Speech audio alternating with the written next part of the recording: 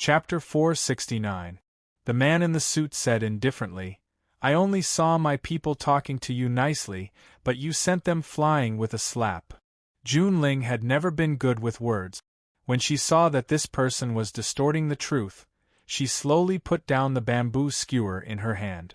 A cold glint flashed in her beautiful eyes, and an aggressive, beastly aura was immediately produced like a blade.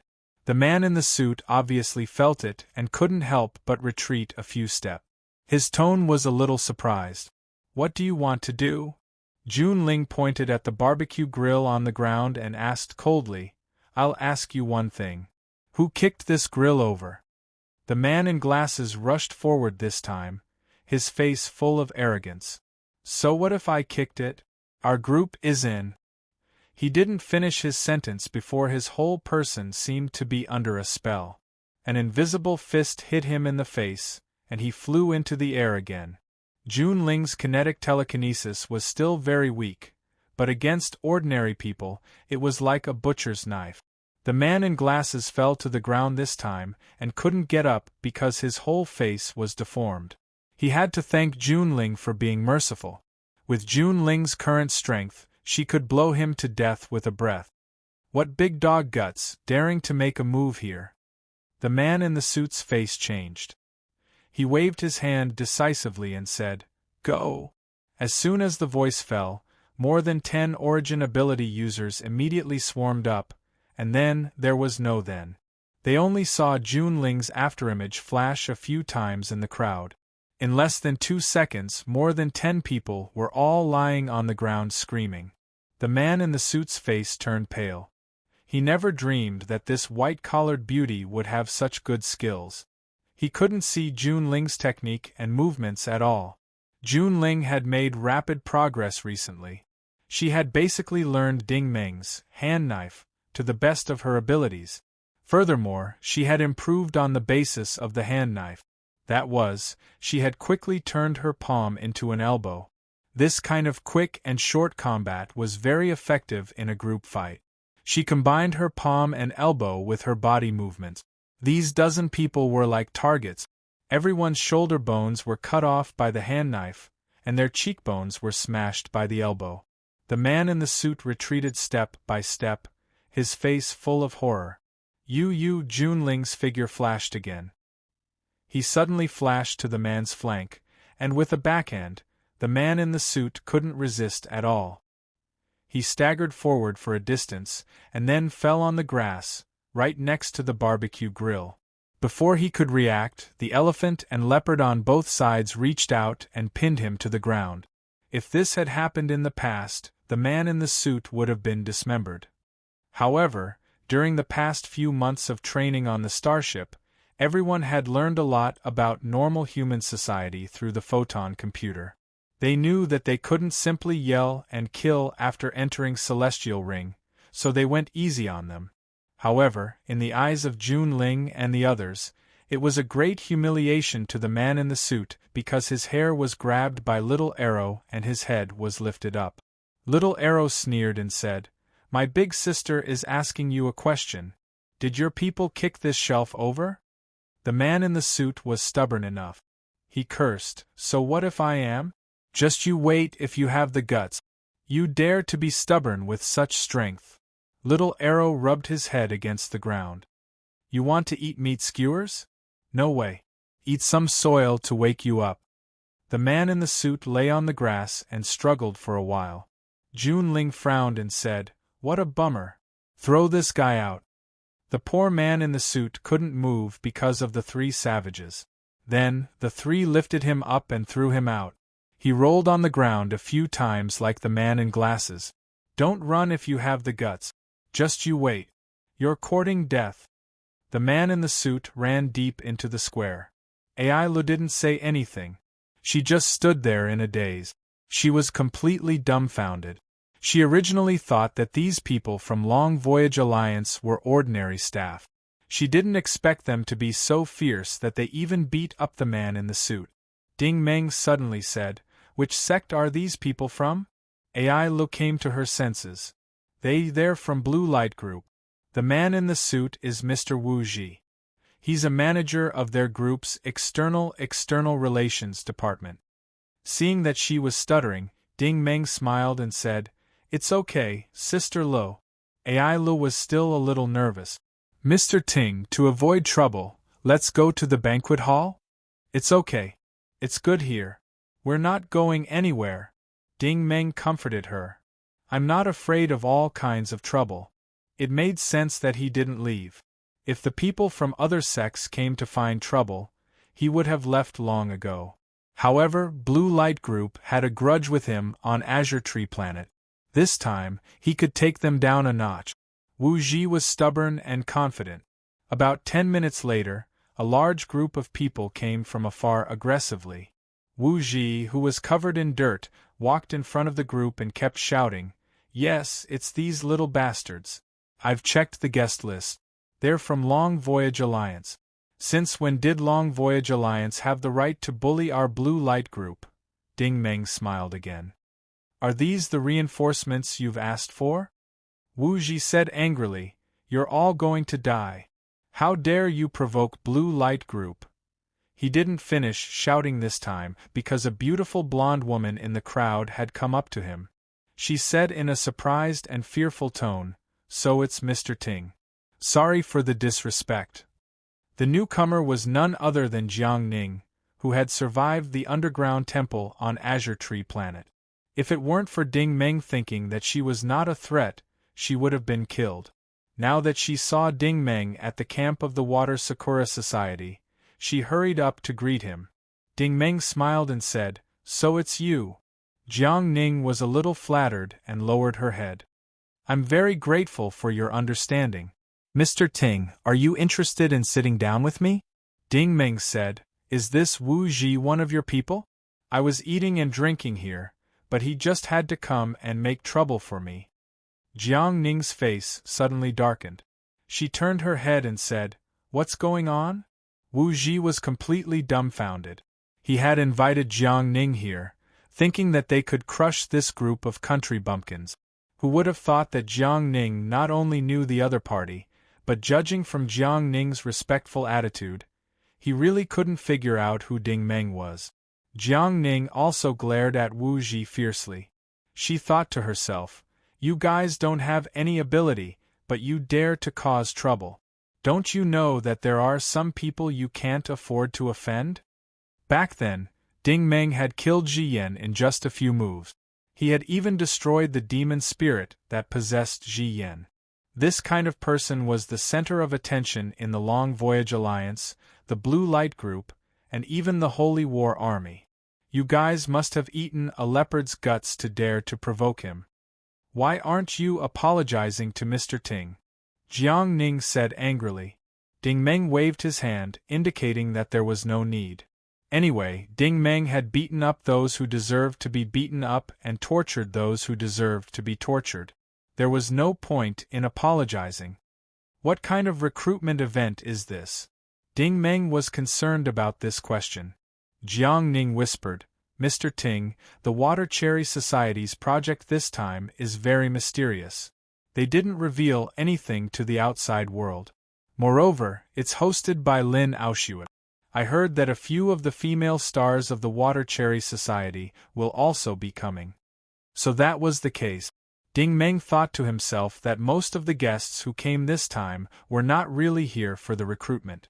They were all here for the goddesses. There were many beautiful girls in the Water Cherry Society, and they had always been the target of men from other sections. There were 5 girls that everyone paid attention to. They were known as the Pillars of the Water Cherry Society, and the 5 most beautiful girls. They were Su Lingwei, Lian Tingbai, Liang Yi, Lu Qing, and Shi Wen. In the Divinity Wars planet ring, these 5 people's names were like thunder to one's ears. Everyone knew about them because they were all stunning beauties and were the goddesses in the hearts of many men. These 5, together with Lin Aoshue, were the 6 presidents of the Water Cherry Society. They were the real power holders of this society. Why would a bunch of widows come here for the recruitment?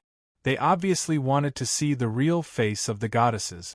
If they were lucky enough to get close to her, wouldn't they be at the peak of their lives?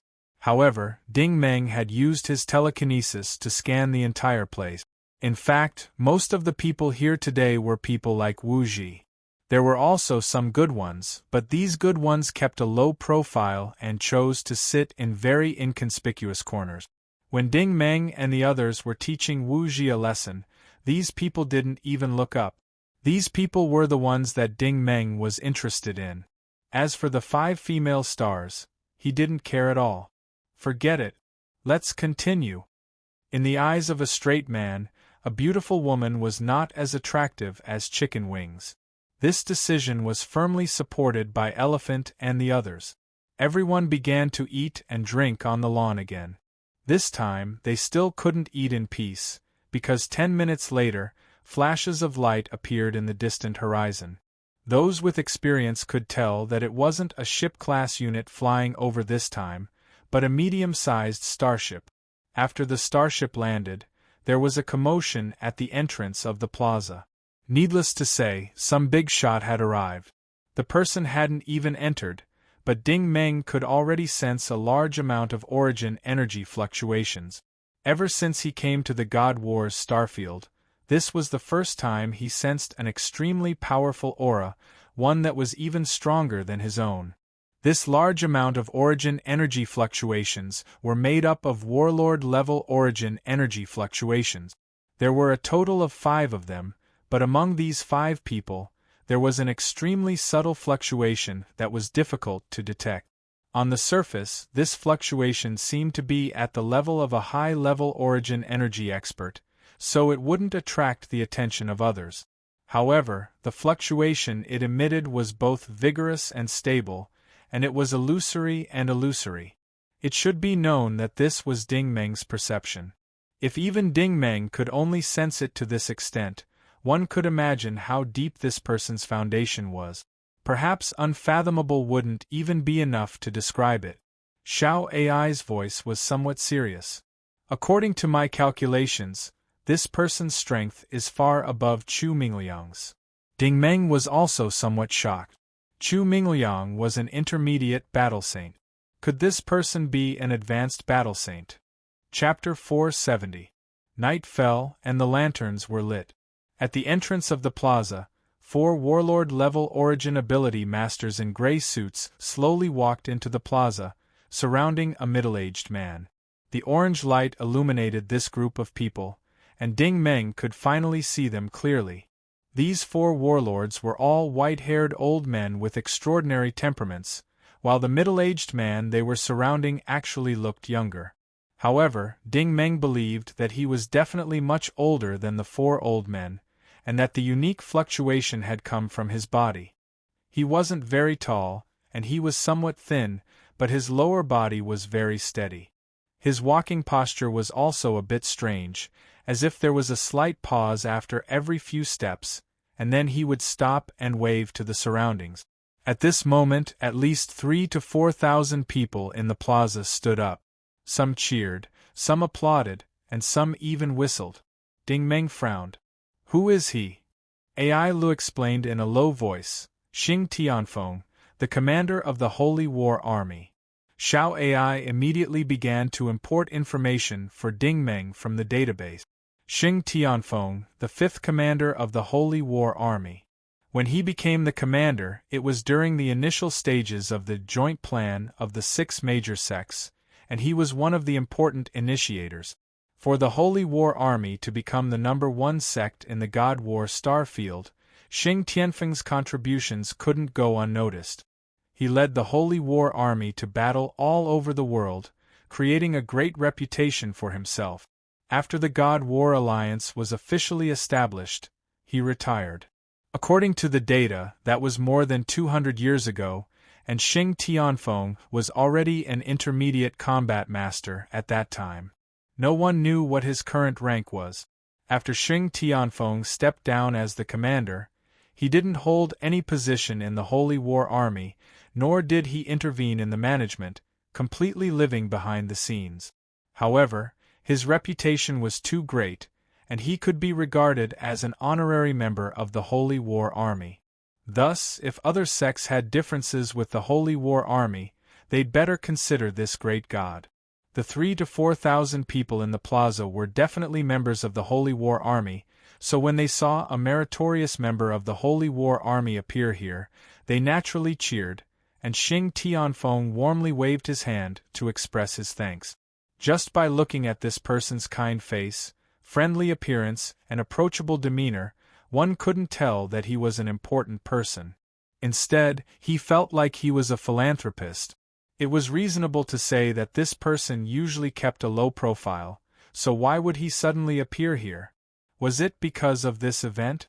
Xing Tianfeng and the others directly stepped into the villa's banquet hall. As soon as they entered, a long and narrow starship appeared in the sky and slowly docked on the tarmac in front of the square. The beautiful receptionists at the entrance all cheered. Even AI Lee's eyes lit up. The bosses of our alliance are here. Of course, the Water Cherry Society couldn't be compared to the Holy War Army, but their formation was quite large. Before the leaders even showed up, 2 rows of beautiful women who looked like guards of honor entered the hall. They were all wearing uniforms and holding up the Water Cherry Society's crystal symbol. The square immediately became restless. The oligarchs began to make a fuss. Some of them were even whistling with all their might. Then, 6 beautiful women walked in 3 rows. The leader was a woman with a noble temperament.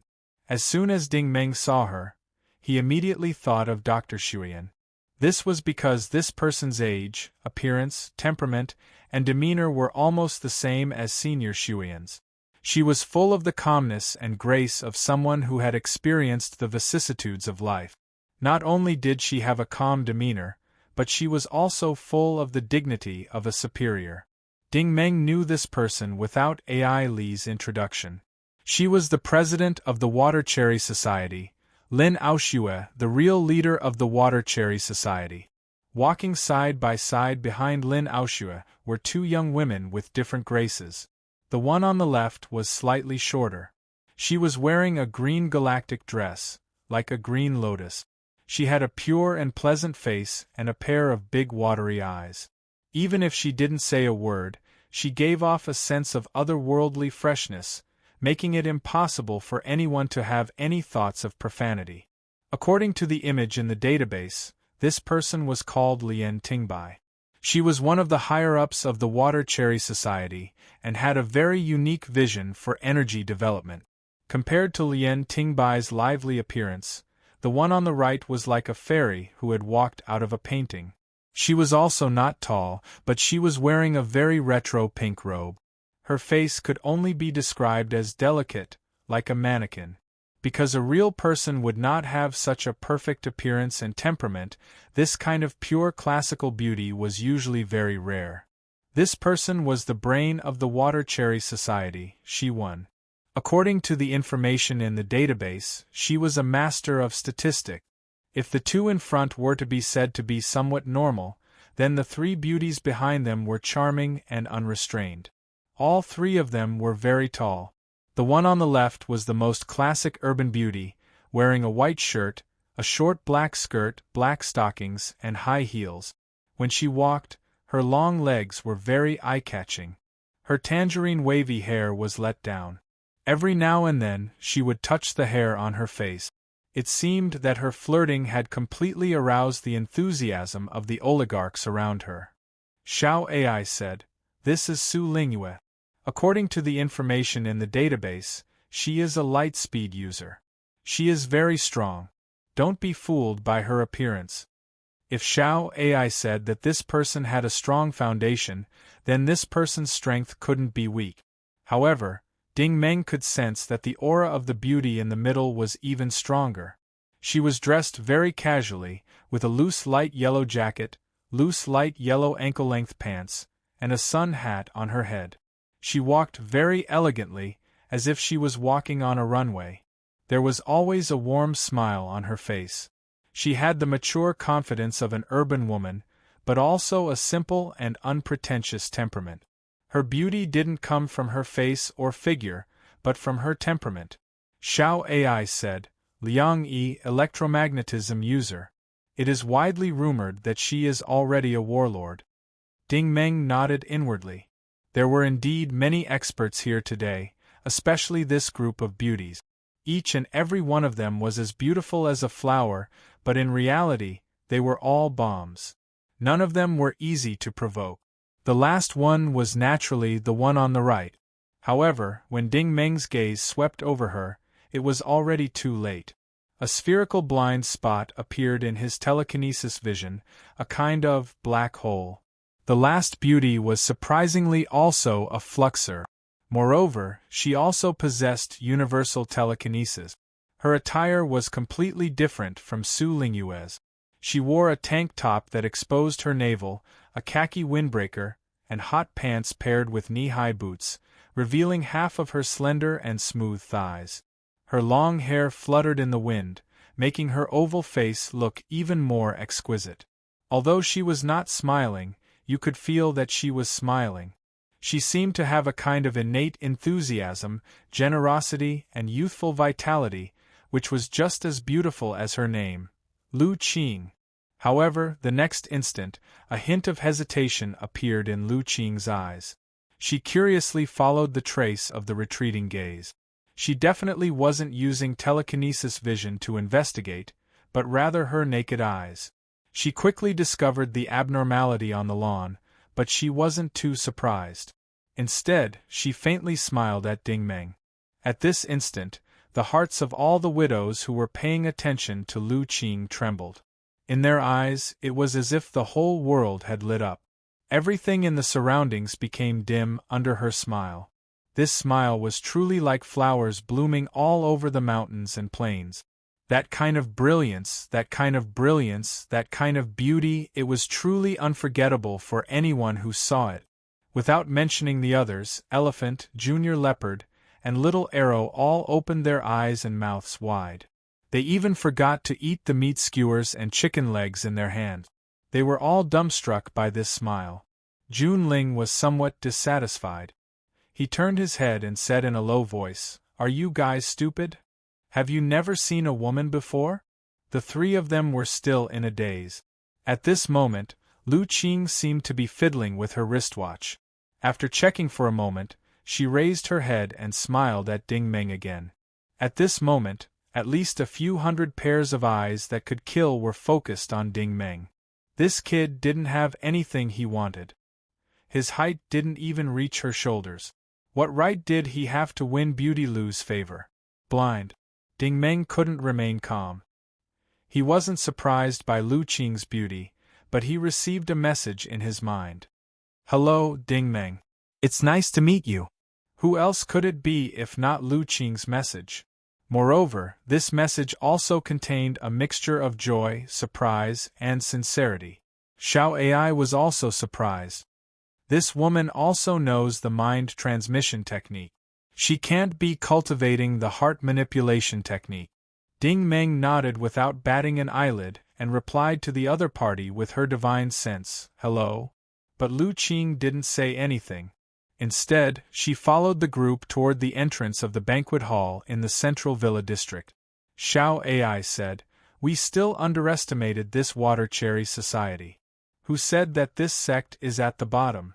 In my opinion, their strength is far above Distant Voyage Alliance." Ding Meng also expressed his approval.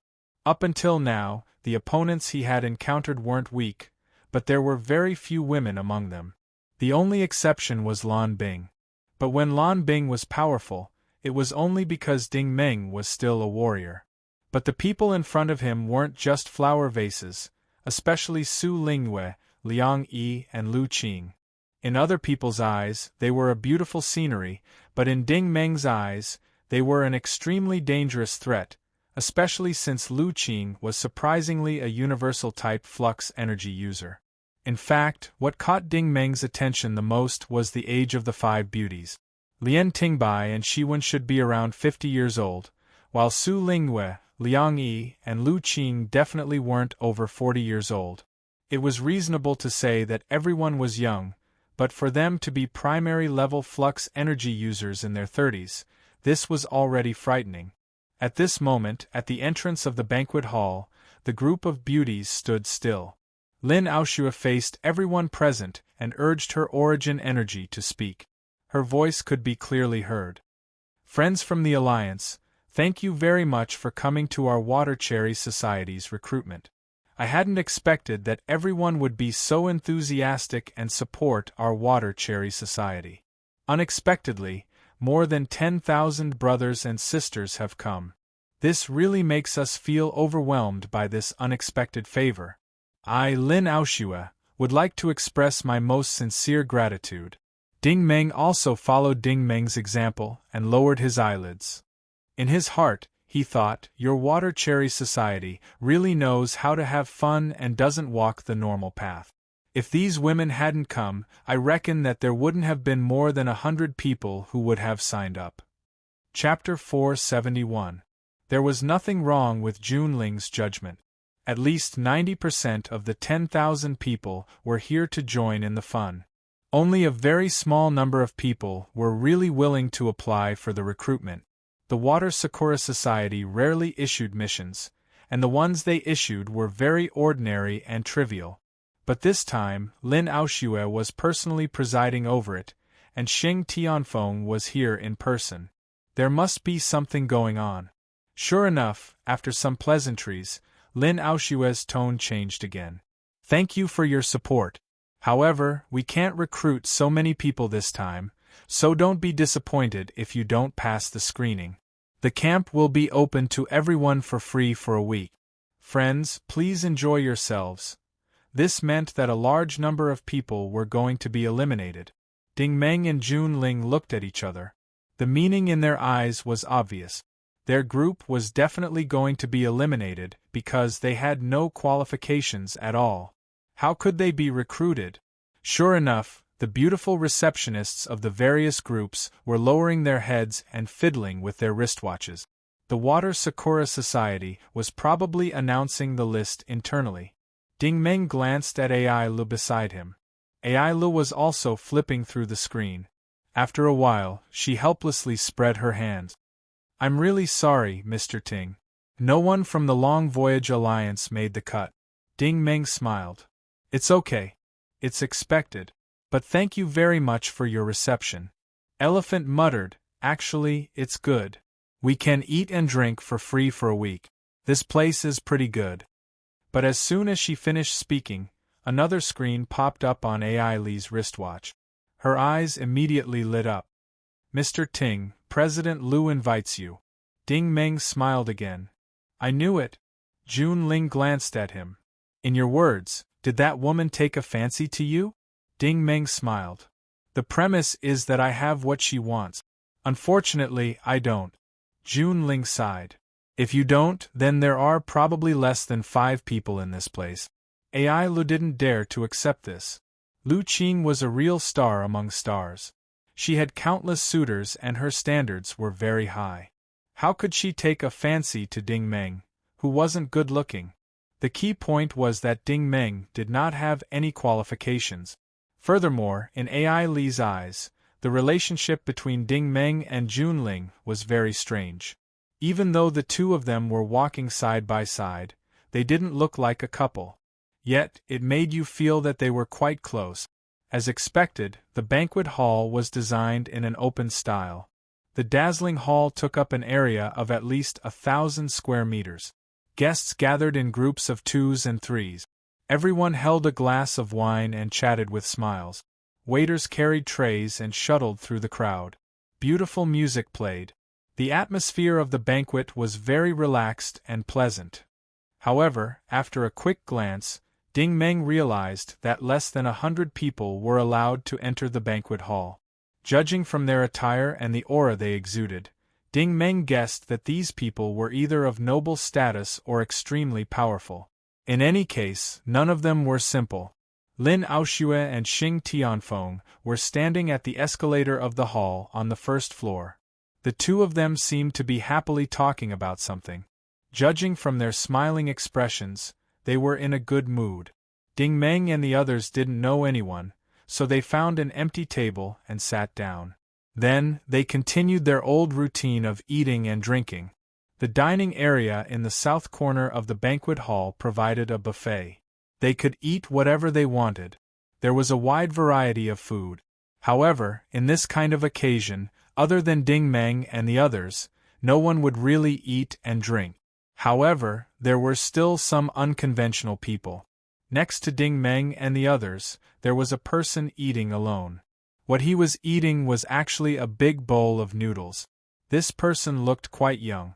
He was a little thin, and his face was very pale. He gave people the impression that he was malnourished. However, he ate the noodles very slowly. He had to pick them up carefully and put them into his mouth one by one to chew slowly. A bowl of plain noodles was eaten by him as if it were a delicious meal. This situation was undoubtedly ridiculous. However, Elephant and the others didn't laugh. Instead, there was a trace of sympathy in their eyes. This was because they knew that if a person hadn't experienced real hunger, he wouldn't have maintained such a respectful attitude towards food. Therefore, when Elephant came back with the food tray, he also brought a bowl of noodles with chili oil to the person. "Eat this. This bowl tastes better." The young man looked up at him and said, "Thank you." After that, he lowered his head and ate the noodles again. It seemed that he didn't want to say another word. Elephant didn't care. He just smiled foolishly, put down the bowl, and returned to his original position. After eating for a while, the young man got up and left. No one knew where he went. Xiao Ai said, "This person is so strange." Ding Meng sighed. "Don't underestimate him. This person is an expert." For Ding Meng to regard him as an expert, he probably wasn't an origin energy cultivator at the level of a war venerable or a battle master. Xiao Ai said, "But why can't I detect his aura?" Ding Meng said, "That's because his control of origin energy has reached a very high level. He can even control the slightest spontaneous fluctuation. That's why you feel that he's just an ordinary person sitting there." Xiao Ai said, "Why can't I tell?" Ding Meng said, "It's normal that you can't tell. Pay attention to the bowl of noodles he left behind." Xiao Ai said, "Is there a problem?" Ding Meng said, "He didn't eat any of the noodles that were cut off. They were all left in the bowl. However, he ate all of the noodles that were still intact. This proves that this person has excellent eyesight and is extremely picky when it comes to food." Xiao Ai scanned him and said in surprise, "That's really the case." Ding Meng continued, "His wrist was very stable when he picked up the noodles. There were no unnecessary movements, and he didn't waste any extra energy. His fingers were clean and slender, and his nails were neatly trimmed. There were deep calluses on the web between his thumb and forefinger, thumb and thumb. This proves that this person is definitely an expert in cold weapons." Xiao Ai deeply agreed. "You're indeed an expert in this field." Ding Meng sighed. "The Water Cherry Society has recruited quite a few experts this time. I wonder what they're trying to do?" Xiao Ai said, "That's right. What are they trying to do?" While the two of them were still secretly communicating, Elephant and the others around them suddenly stopped eating and drinking, and all of them looked at him. The atmosphere suddenly quieted down. "What's wrong?" Ding Meng turned his head in puzzlement. "Excuse me, may I sit here?" It was a woman's voice. It wasn't a pleasant voice, but it was very gentle, like a trickling stream that seeped into one's heart. Before Ding Meng could raise his head, he felt many unfriendly gazes from all directions.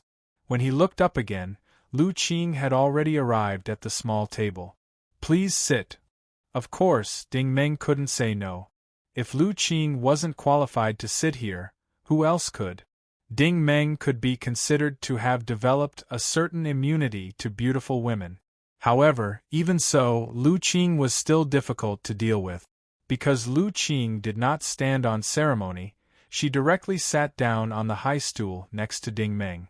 This distance was basically the couple's distance. The two of them were very close, and a fragrance wafted over. The fragrance was very strong. The next scene made everyone feel strange. Lu Qing placed both her hands on the table and tilted her head while looking at Ding Meng with a smile that wasn't a smile. Ding Meng sat there like a block of wood. The two of them maintained this posture for a long time without moving. They didn't even say a word, giving people the impression that the two of them were fixed in place by magic. But in fact, the two of them had already begun to communicate through divine thoughts. This time, Lu Qing took the initiative to speak, her voice full of joy. After so many years, I thought I was the only fluxer. Today I finally met you. Ding Meng asked curiously, "Are there no other warlocks in the God Wars Starfield?" Lu Qing replied, "There are, but they aren't general-purpose warlocks." Ding Meng said, "I am general-purpose warlocks, but what is there to be excited about?" Lu Qing said, "We are the same kind." Ding Meng said, "So what if we are?" Lu Qing said, "Maybe you can help me." Ding Meng said, "Why should I help you?" "Alright." Lu Qing was somewhat helpless. This was the first time she had met Ding Meng, this kind of straight man. She wasn't used to this kind of straightforward conversation. "Why don't you change to another man and try it?" She reckoned that he would have already kneeled down and licked her boot. However, she could also understand Ding Meng. They were both warlocks, so naturally they had firm temperament. Trying to use a woman's beauty to close the distance between them didn't seem to work. Thus, she changed her words. "Didn't you come to apply for the recruitment?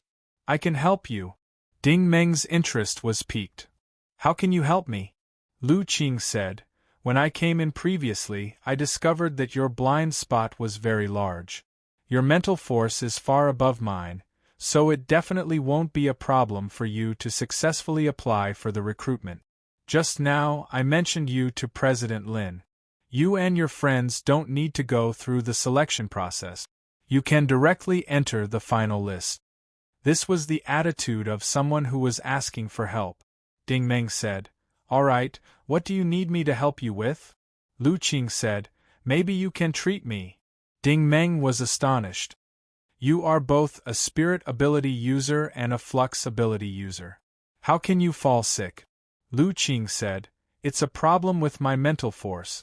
It can also be said to be some kind of illness that requires general-purpose warlocks to treat me." Ding Meng pondered for a moment and said, "You are saying that your mental force has been damaged?"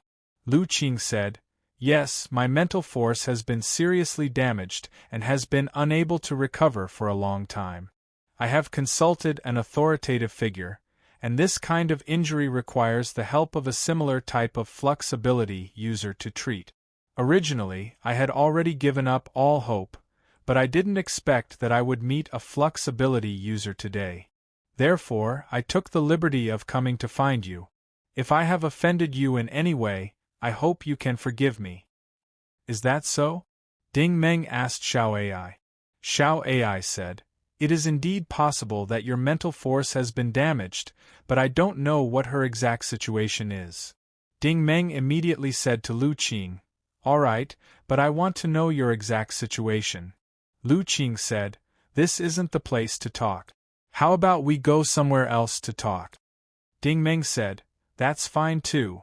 Just as the two of them stood up, an extremely gentle male voice suddenly came from in front of them. "Qing Qing, I was looking for you everywhere. So you are here." Chapter 472. When she saw the person in front of her, Lu Qing's expression didn't change. She still had a smile that wasn't a smile on her face. She appeared to be very magnanimous as she said unhurriedly, "Tianming, why are you looking for me?"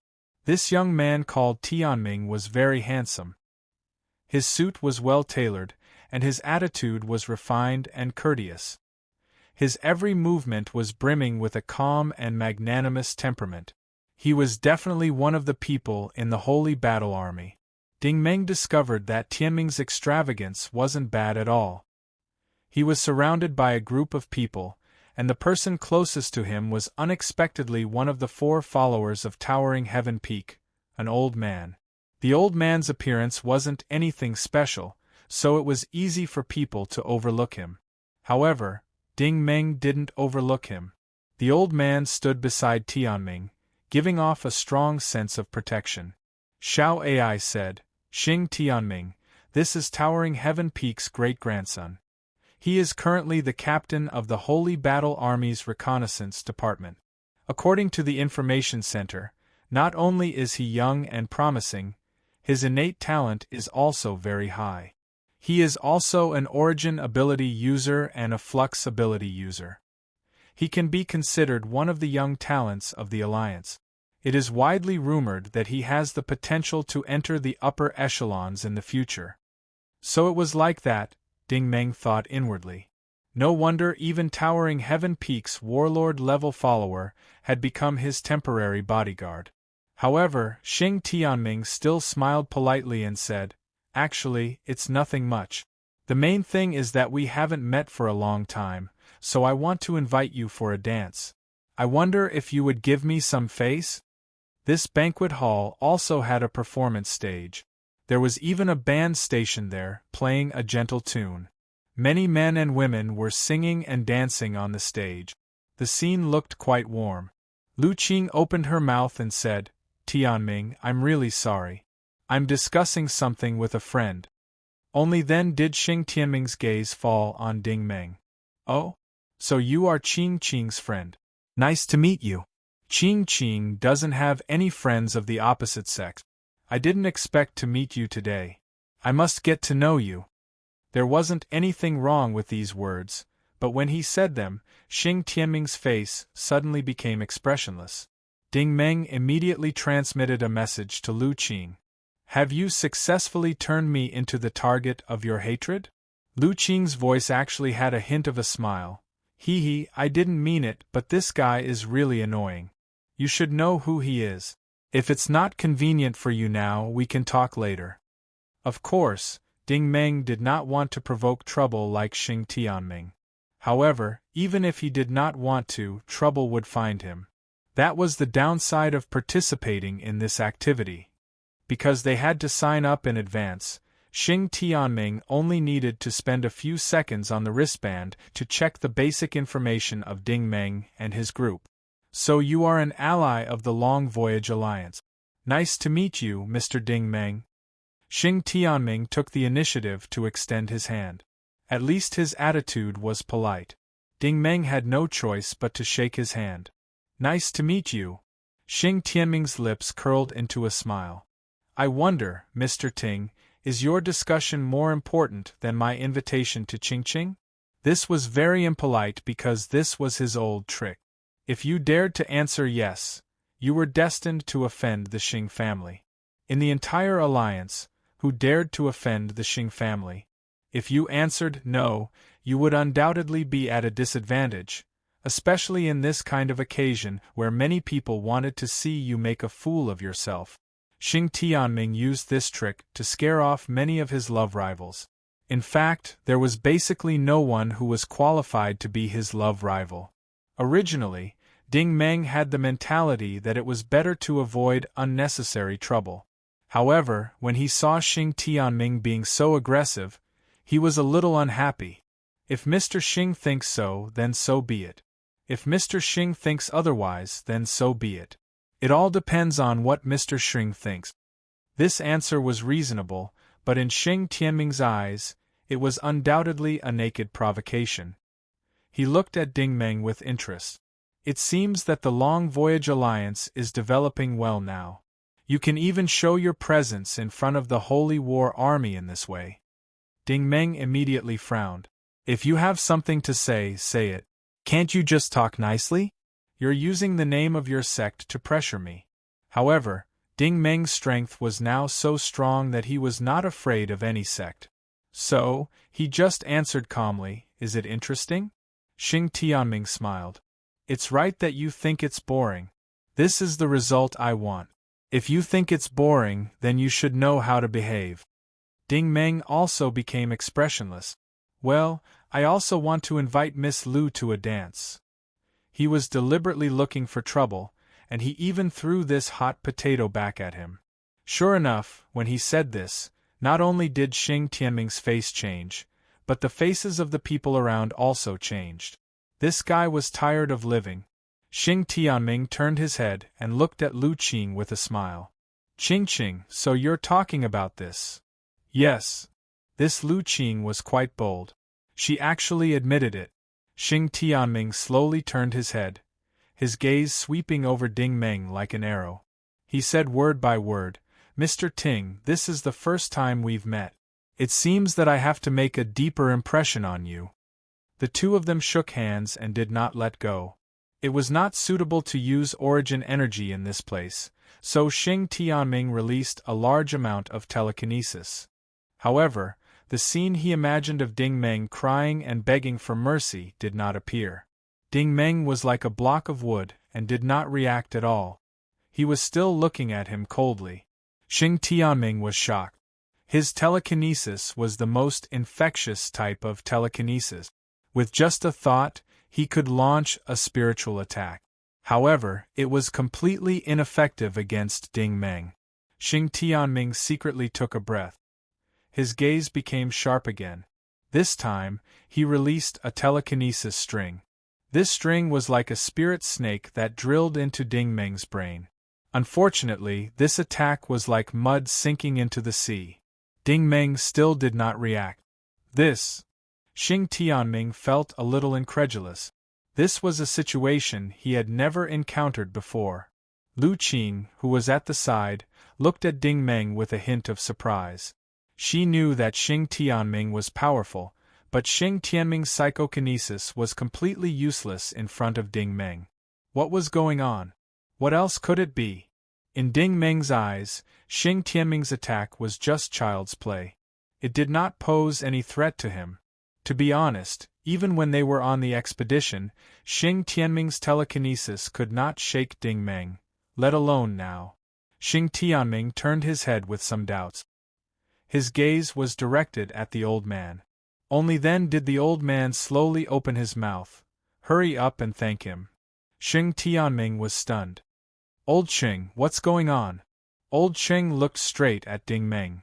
"Thank him for being merciful and not attacking you. If he had attacked you, you would be the one going crazy now." Xing Tianming was completely dumbfounded. Could it be that this inexperienced brat in front of him was actually a hidden expert? Old Xing took 2 steps forward and said in a deep voice, "I apologize on behalf of young Master Ming. Thank you for being merciful." Ding Meng had always respected the elders. "I wouldn't dare," Old Xing continued, "but this is my family's business. Little brother, it's best if you don't interfere." Ding Meng said in a deep voice, "I don't look for trouble with others, but others often like to look for trouble with me." Old Xing said, "It's a good thing for young people to have drive. Then, this old man would like to exchange a few moves with you." In fact, Ding Meng was already mentally prepared. He did not care about people like Xing Tianming. This old Xing in front of him was a real master. In Ding Meng's telekinetic vision, a force field in the shape of a square cage suddenly appeared and quickly enveloped him. Xiao Ai said in surprise, "It's kinetic telekinesis. He has already cultivated the model of telekinesis." The model of telekinesis was the advanced form of telekinesis force field. A force field was a semi-materialized form formed by points, strings, and surfaces. A model was a real materialized product. It was more stable, more flexible, and more powerful. As soon as the cage was released, the old man's intention was obvious. Kinetic telekinesis was telekinesis. He undoubtedly treated Ding Meng as an object, and locked him up in the cage. Then, he would throw Ding Meng out of the banquet hall.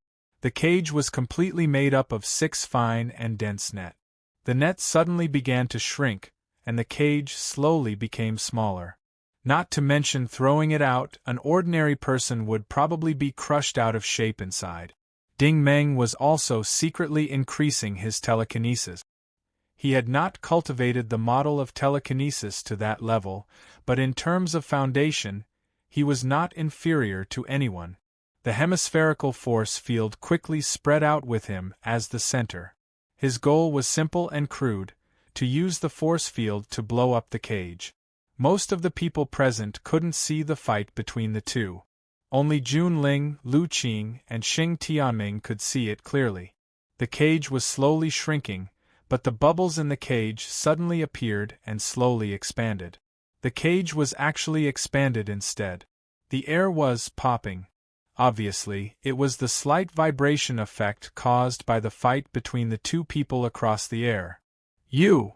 Elder Cheng was finally shocked.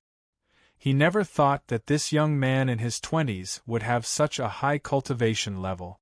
Even his telekinesis model could be suppressed by the force field. This was simply a miracle that had never been heard of before. No wonder this kid had the guts to challenge Tianming. Since that's the case, I'll show you what real telekinesis is. Elder Cheng's gaze sharpened. The 6 nets that formed the cage became thicker in the blink of an eye and compressed down again. Ding Meng could not withdraw from this level of pressure even if he wanted to. If he dared to withdraw his telekinesis, he would probably be crushed into a biscuit by the cage. Since this old man wanted to be ruthless, then why should he be polite with him? A cold light flashed past Ding Meng's eyes. In an instant, he released thousands of tiny dots and dozens of strings to attach to the surface of the force field. The force field quickly became material and brightened. With a loud bang, the air immediately exploded, and a large amount of air burst out. Everyone was caught off guard and was forced to retreat. As for the tables and chairs at the side, they were directly turned into ashes by this energy explosion. The pots and pans at the back row of the food table flew everywhere. Elder Cheng was also forced back 2 steps, but Ding Meng was still standing perfectly fine. He did not even move his feet. Elder Cheng was also dumbfounded. Could it be that this kid was actually a spirit general? When did the Long Voyage Alliance recruit such a young and terrifyingly strong helper? What did the Long Voyage Alliance do to attract this young man to join? This kind of young talent should be the focus of our Holy War Army's training. He was still suspicious when an old voice finally came from behind. Old Ching, this is President Lin's welcome banquet. How can you bully a kid here? Turning around, he saw Xing Tianfeng and Lin Aoshue walking over with a large group of people behind them. Chapter 473. The person who spoke was naturally Sheng Tianfeng. Although he was reprimanding, his tone was not reproachful. At his age, he could speak and do whatever he wanted. Mr. Ching smiled bitterly. He wanted to bully this kid, but who knew that this kid would teach him a lesson? Lin Aoshue did not speak, but glanced at Lu Qing lightly. With her and Sheng Tianfeng's cultivation, how could they not know what had happened here? Lu Qing smiled awkwardly and did not dare to make a sound. If she had not wanted to see Ding Meng's strength, Ding Meng would not have fought with Mr. Ching. She had to bear a lot of responsibility for this matter. Lin Aoshue said, "It's okay to be naughty at ordinary times, but how could you be presumptuous in front of Mr. Cheng? Hurry up and apologize." Lu Qing immediately bowed her head and said, "Mr. Cheng, I'm really sorry. Please forgive me." Mr. Cheng waved his hand, indicating that it was okay. His eyes had been fixed on Ding Meng.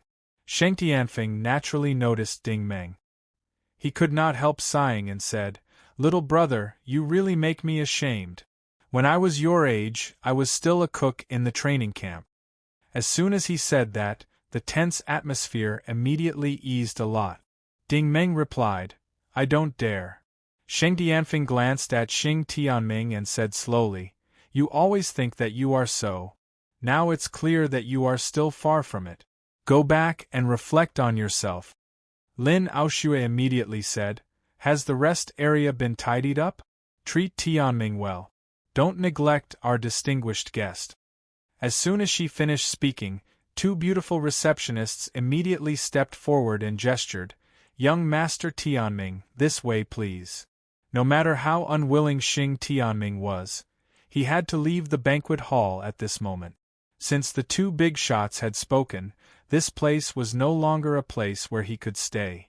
Sheng Tianfeng continued, "Little brother Ding, forgive me for being presumptuous, but why did you go to the Distant Voyage Alliance with such good talent?" Ding Meng smiled. "There's no other reason. It's just that we're fated to meet." Xing Tianfeng nodded thoughtfully, and then slowly opened his palm. A glittering sheet flew out from his palm. It flew very slowly, and finally stopped in front of Ding Meng. This was the first-class pass of the Holy War Army, and it was not a problem for him to freely enter and exit the headquarters of the Holy War Army. It was an extremely rare thing in the entire alliance. Xing Tianfeng said meaningfully, "The 6 major sects are a family, and it is inevitable that there will be some misunderstandings between them. If Brother Ding needs my help in the future, please don't hesitate to ask. This small gift is my apology for my disappointing grandson." It had to be said that it was not by chance that Xing Tianfeng could live to this age and have such a high reputation and strength. Even Ding Meng admired him from the bottom of his heart. Only he knew how powerful Xing Tianfeng's psyche power was. The most difficult thing about telekinesis was not moving a large target, but such a small object. This pass was always flying at a uniform speed, without any deviation. The slower it flew, the more difficult it was to control the speed. It was like walking on a tightrope on a cliff. It was easy to cross it at once, but if you really walked slowly on the tightrope, it was true ability. Moreover, the tense situation was resolved by the 2 big shots in a few words. Xing Tianfeng did not explicitly say that he wanted to draw Ding Meng to his side, but he gave him a pass and magnanimously apologized to him. It was difficult to dislike such a person. No wonder even Mr. Qing, a warlord expert, was willing to work for him. Ding Meng took the crystal sheet and carefully put it in his pocket. Then he said, "Thank you for your kindness, Mr. Xing. I will definitely visit you in person in the future." Xing Tianfeng's eyes showed a trace of appreciation. "Then, Brother Ding, please go ahead. It's not suitable for us old men to participate in the world of young people." Lin Aoshue immediately said, "Please invite Mr. Ting and the others to rest in the private villa behind." Ai Lu led 2 staff members forward. "Mr. Ting, Miss June, please." This was to isolate the culprit. Originally, Ding Meng and the others had planned to eat and drink for free. But now they had completely lost their footing.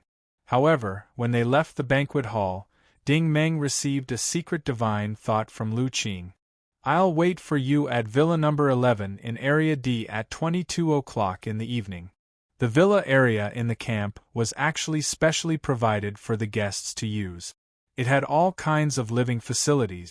However, when Ding Meng and the others saw that the villa hall had 3 cabins installed, they went into the induction cabins and began to cultivate without saying anything.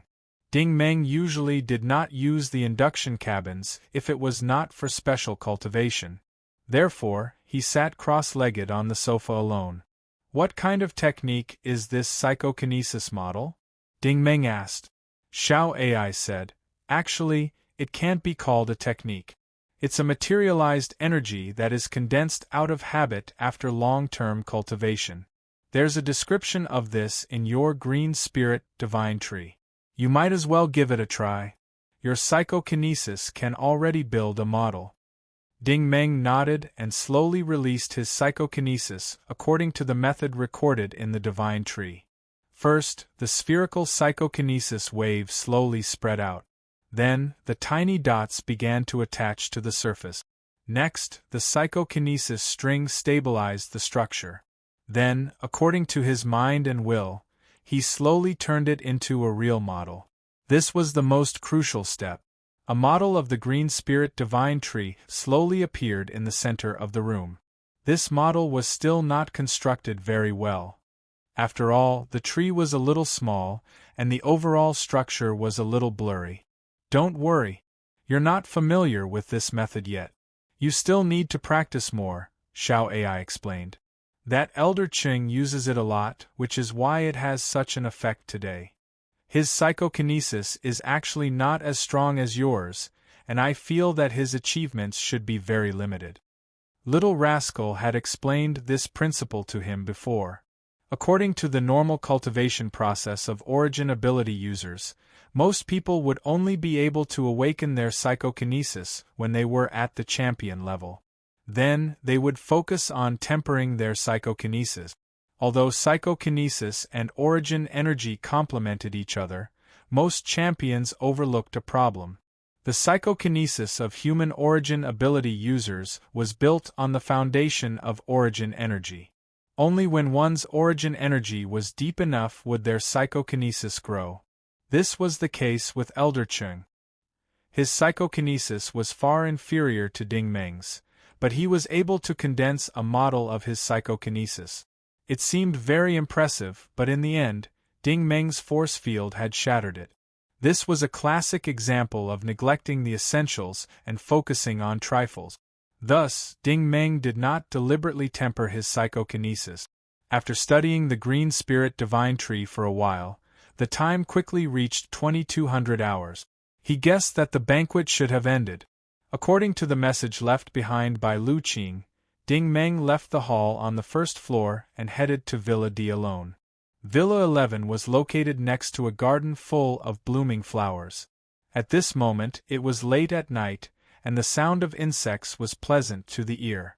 Out of courtesy, Ding Meng took the initiative to walk to the main entrance and raised his head to look at the peephole on the door. After scanning the area, the door automatically opened. After entering the first floor of the villa, Ding Meng was surprised to find that Lu Qing was not the only one there. Su Lingyue and Liang Yi were also there. The two of them were sitting on the sofa, leisurely sipping coffee. Lu Qing, on the other hand, was playing a piano in the other corner of the hall. The music sounded quite beautiful. Su Lingyue was considered friendly. She took the initiative to extend her hand and said, "Mr. Ding Meng, please take a seat." Liang Yi, on the other hand, gave him a sly smile. "Are you a little disappointed?" Ding Meng was puzzled. "Why would I be disappointed?" Liang Yi smiled. "You definitely didn't expect us sisters to be here too."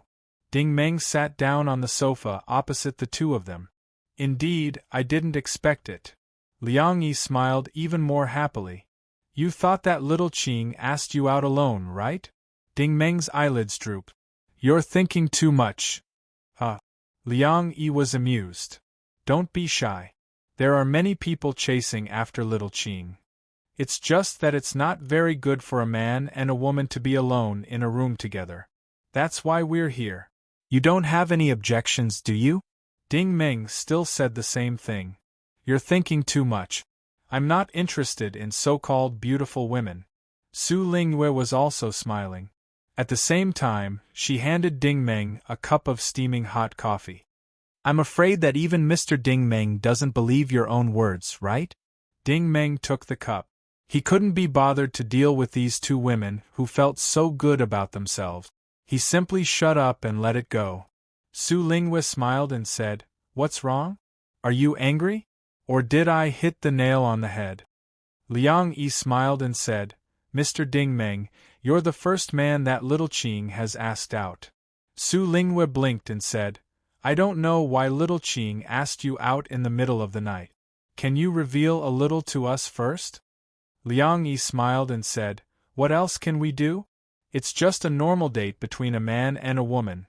The two of them seemed to be chatting happily, but in fact, they were testing Ding Meng.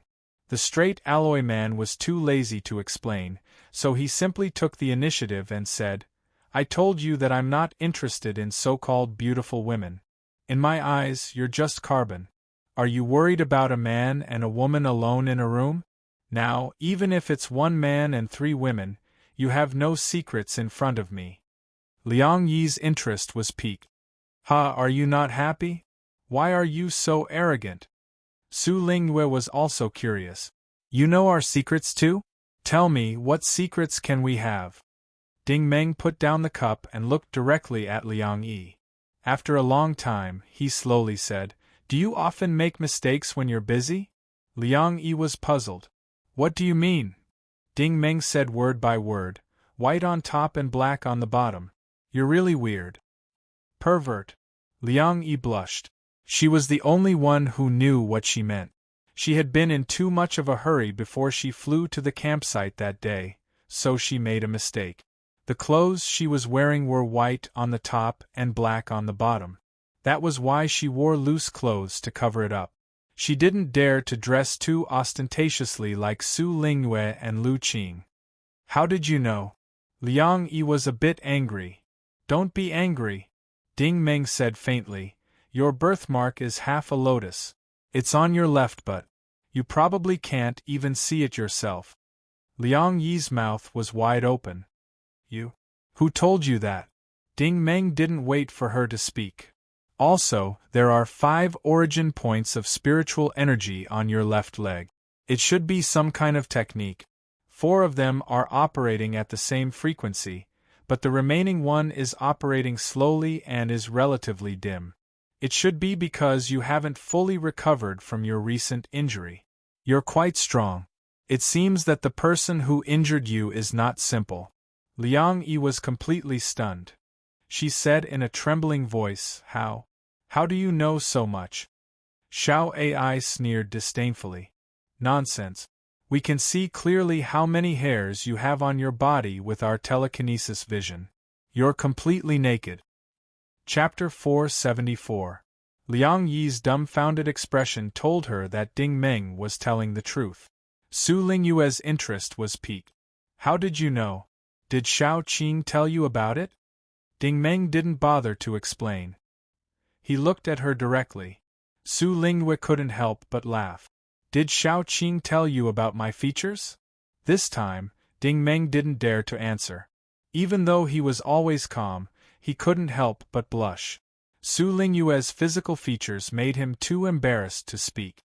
However, the moment he hesitated, Su Lingyue laughed mercilessly. Ha, you can't guess it, can you? Liang Yi was confused. Did he just guess? Su Lingyue said.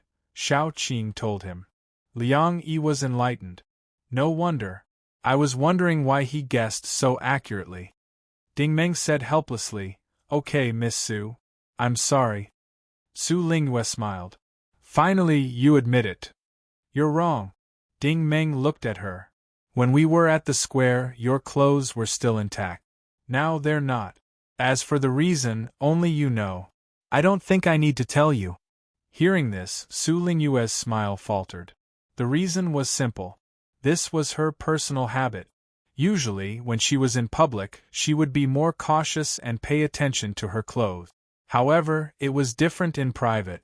They were indoors and she was alone with her good friends. She didn't wear any undergarments on her upper body. It was mainly because some parts of her body were bigger than normal women's. It was uncomfortable to be bound by clothes. Lu Qin couldn't have told Ding Meng this information. Ding Meng must have found it out himself. Su Lingyue was startled. She quickly covered her chest with her arms. Ding Meng didn't think it was a big deal. It doesn't matter whether you cover it up or not. I told you that you're invisible to me. Su Lingyue yelled, You pervert. You peeked at me while I was changing? Peeked? Ding Meng was speechless. Do I need to peek? Or, do you have anything worth peeking at? You're not a high-level cultivation technique. I'm not interested at all. Su Lingyue was infuriated. No matter where they went in the alliance, they were popular stars. They had never been treated like this before. Judging from Ding Meng's attitude, he really didn't take them seriously. All right then. Su Lingyue was annoyed. I will let you guess again. If you are right this time, I will believe that you didn't peek. You are really capable. Ding Meng was speechless again. He sighed helplessly and said, Miss Su, let me make it clear to you. I'm not guessing or peeking. I've said that you have almost no secrets in front of me. It's fine if you don't believe me. Su Lingyue wouldn't give up. Keep guessing. Why aren't you guessing? I don't think you can get it right. Ding Meng didn't bother to explain. He glared at her coldly. Fine. You were wearing a blue dress at the square, but not now. As for why, do you want me to tell you? Su Lingyue's face wasn't just red. It was red from her face to her neck and shoulders. She looked like a red-hot shrimp. Tell me. Su Lingyue was furious. Ding Meng said casually, The dress you're wearing is completely transparent. It's for ventilation, isn't it? This means that your period came during the banquet. Su Lingyue was not the only one who was stunned. Even Liang Yi was incredulous. This kind of thing couldn't be guessed. It was a woman's biggest secret. Even sisters wouldn't talk about it casually. Ding Meng continued, also, it's best if you don't wear high heels for a long time. Those shoes aren't good for your posture. As a light-speed psionic, your feet are the most important part of your body. The spiritual energy in your right foot isn't flowing smoothly, right? Su Lingyue stared blankly for a few seconds before fiercely jumping up and shouting, "Rogue! Rogue! Rogue!" Ding Meng's eyelids drooped and he didn't say anything. I gave you a way out, but you didn't take it. Are you satisfied now? Lu Qing finished playing and leisurely walked over. She explained with a smile, all right, Sister Yu, Ding Meng has real ability. You don't need to doubt him because I'm the same as him. We both cultivate spells. Su Lingyue was astonished. That so-called fluxer? Lu Qing nodded. We cultivate the same type of spells. Liang Yi hesitantly said, but why can't you discover our problem? But he can? Lu Qing smiled and didn't reply, but Liang Yi and Su Lingyue immediately understood. There was only one possibility. Ding Meng's strength was much higher than theirs. He could easily use his telekinesis to investigate them. Not only were their spiritual energy unable to suppress it, they also couldn't sense it. It was no wonder that even Lu Qing, who always had high standards and a proud temperament, had privately invited this ordinary-looking Ding Meng to her private residence as a guest. If Ding Meng really wanted to do something to them, what could he do to them? Would he be able to do whatever he wanted? Liang Yi suddenly recalled that when they were at the banquet hall, Xing Tianfeng had surprisingly gifted Ding Meng the pass of the Holy War Army. That wasn't an apology, but a gesture of goodwill. Regardless of which sect it was, they would fight over such a person. It could only be said that Ding Meng was really too low-key. He hadn't revealed his true strength in the slightest. Moreover, his qualifications were also blank. Well, Liang Yi was a bit embarrassed. That is to say, you just saw us naked from head to toe? Ding Meng said expressionlessly, trust me. Actually, there's nothing to see. Fine. This time, Liang Yi believed that Ding Meng was telling the truth. Mr. Ding Meng, I apologize for my rudeness just now. Seeing that she was convinced, Ding Meng also said apologetically, I should be the one apologizing. Unless it's a last resort, I rarely use my telekinesis to examine the physical characteristics of the opposite sex. So, what happened just now was your last resort? Su Lingyue asked angrily. You were the one who forced me. Fine. I explained it to you, but you didn't believe me. Ding Meng said casually, Miss Su, it seems that you still have doubts about me. Do you need me to describe the new characteristics to you? No. Su Lingyue was so scared that she jumped up again. She walked to the second floor without looking back. You guys talk. I'm going back to my room to rest. Liang Yi was smart enough to stand up and say, I'm a bit sleepy too. Shao Qing, you talk to Mr. Ting. The two of them didn't dare to stay by Ding Meng's side for too long. As they talked, Ding Meng might reveal more juicy information to them.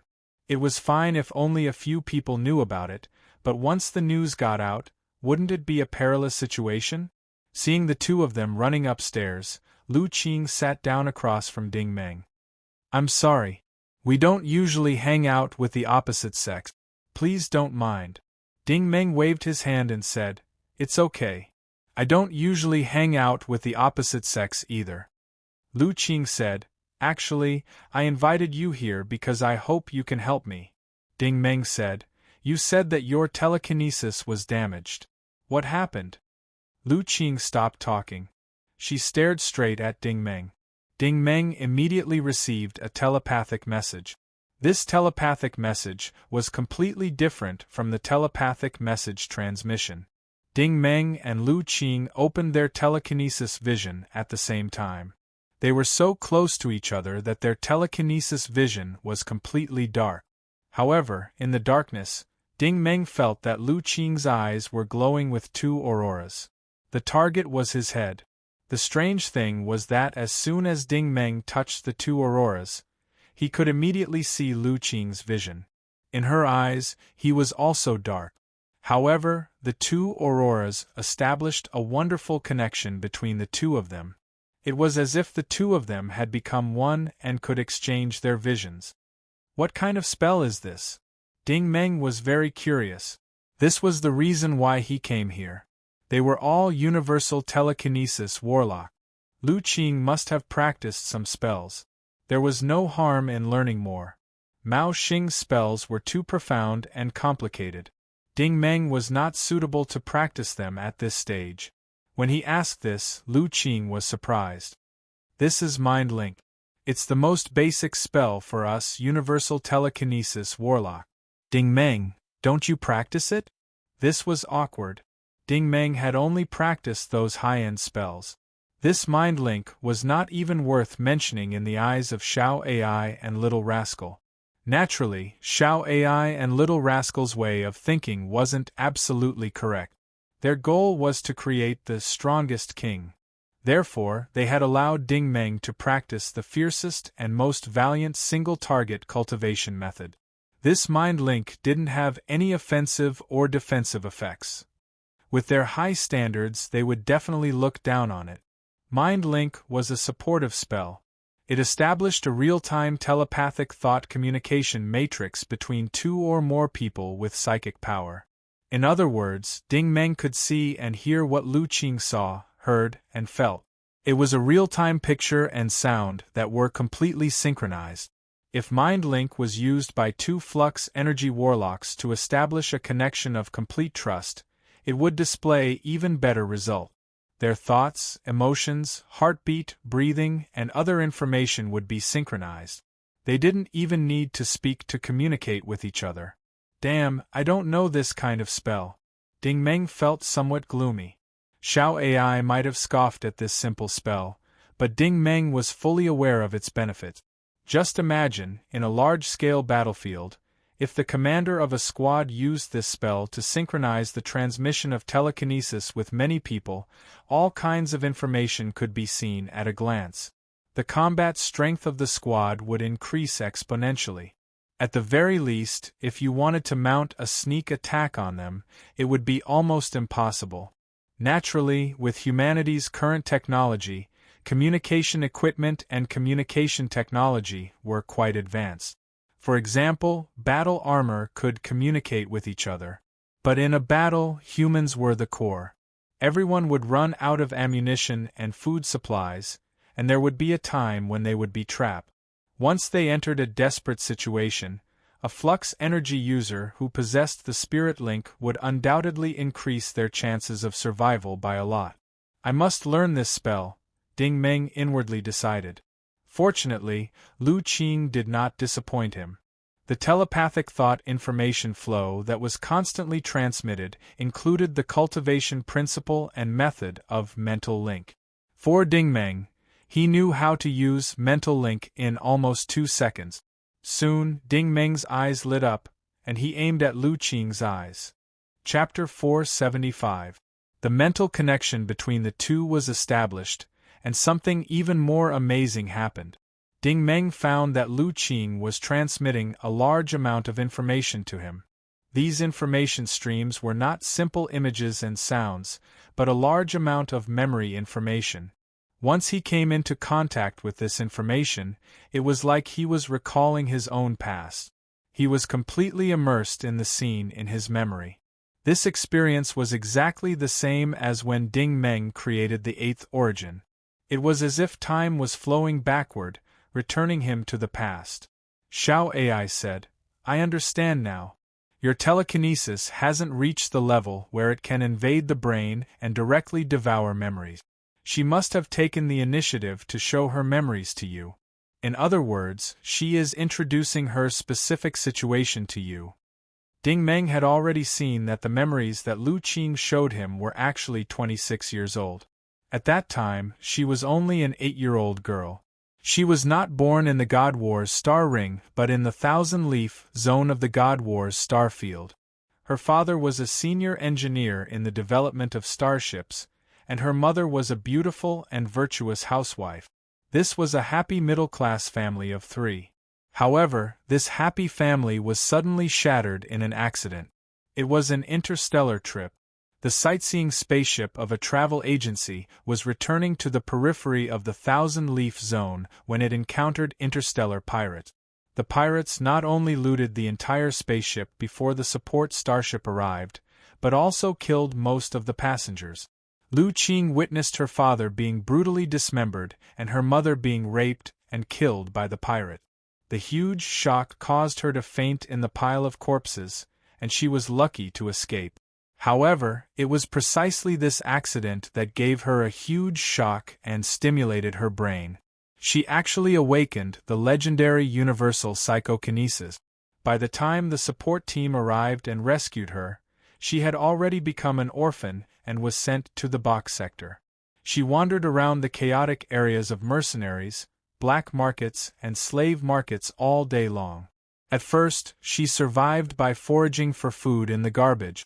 Later, she was rescued by an old mercenary of the hunting corps. This old mercenary had no wife or children, so he adopted the lonely Lu Qing and tried his best to support her on the path of a psionicist. Lu Qing was smart and quickly figured out the cultivation method. She also came into contact with the cultivation principle of the universal psychokinesis. She used her psychokinesis vision to absorb psionic energy and made rapid progress. Her speed was even scarier than Ding Meng's. Because she only wanted revenge, she trained as hard as she could. At the age of 16, she was already an advanced warrior, far surpassing her peers. However, unfortunately, the mercenary who raised her died in a mission. Lu Qing wandered to Cyprus Main Star and participated in the Cruel Arena Qualification certification. There was no other purpose other than to enter the God War Star Ring and obtain the right to live there. This process was also very difficult. It lasted for 4 years and she participated in 6 competitions before she passed. Each time, it was a cruel fight to the death. The most tragic battle happened in the 5th competition, when she encountered many experts on the same stage. At that time, her legs were broken. If her companions hadn't raised the money to send her to the medical center for timely repair, she might have been sent to Madison. When she saw this, Ding Meng couldn't help but sigh with emotion. Lu Qing was far from what she seemed on the surface. She was beautiful, moving, and beautiful. Behind this beauty, she'd similarly struggled bitterly on the edge of life and death, and similarly, she'd tempered her firm will through the years of wandering about. However, Lu Qing was still very lucky. After entering the God War Star Ring, she was accidentally discovered by the former president of the Water Cherry Club. She was brought to the club and personally trained her, Liang Yi and Su Lingyue. The 3 of them could be considered the direct descendants of the former president. The new environment, friendly and harmonious companions, and abundant cultivation resources allowed the 3 of them to grow rapidly. Not only were they outstanding beauties of the God War Alliance, but they were also the stars of hope of the new generation. However, Lu Qing's path of growth didn't go smoothly. Because of the complicated experiences in her childhood, her cultivation gradually became problematic. Lu Qing was different from Liang Yi and Su Lingyue. Although the 2 of them were warlords, they hadn't awakened the power of telekinesis. Lu Qing had always focused on the cultivation of telekinesis, which slowed down the accumulation of energy. Even today, Lu Qing still hadn't broken through to the warlord level. She was still an advanced combat master. Ding Meng suddenly said, "You'll lose your balance if you continue like this." Lu Qing replied, "I know. If I don't have enough spiritual energy to support my telekinesis, it'll be a big problem." Ding Meng also saw from the information stream that when Lu Qing was 24 years old, she would experience some strange phenomena when she first started cultivating. At first, she thought that they were just illusions, but as her origin energy grew stronger, these phenomena became clearer and clearer. They spontaneously appeared without her control. Most of them were scenes of her parents being killed, and they were very bloody and tragic. By the time she became a combat master, these phenomena had escalated into painful memories that she didn't want to look back on. After all, Lu Qing had been bullied a lot during her years of exile. Before she entered Star Ring, she instinctively didn't trust others. It could be said that she didn't trust humans at all, especially men. There was a segment in the information stream that shocked Ding Meng. When Lu Qing was 15 years old, she was once caught by a mercenary leader. That man tried to take her for himself, cripple her, and sell her to the slave market. A beautiful girl like her could be sold for a very high price in the hands of the native gold earners, but Lu Qing desperately refused. In order to escape the disaster, she actually used a knife to cut her lower body into pieces. At the same time, she cut open her stomach and dug out her intestines. Her bloody and miserable appearance immediately ruined the interest of the mercenary leader, so he ordered his men to throw her into a smelly ditch and let her fend for herself. Lu Qing dragged her intestines and crawled on the ground for 5 kilometers. With her last breath, she crawled into a garbage dump. She relied on garbage for food, and after bitterly holding on for 2 months, she miraculously survived. However, these painful memories were completely out of her control.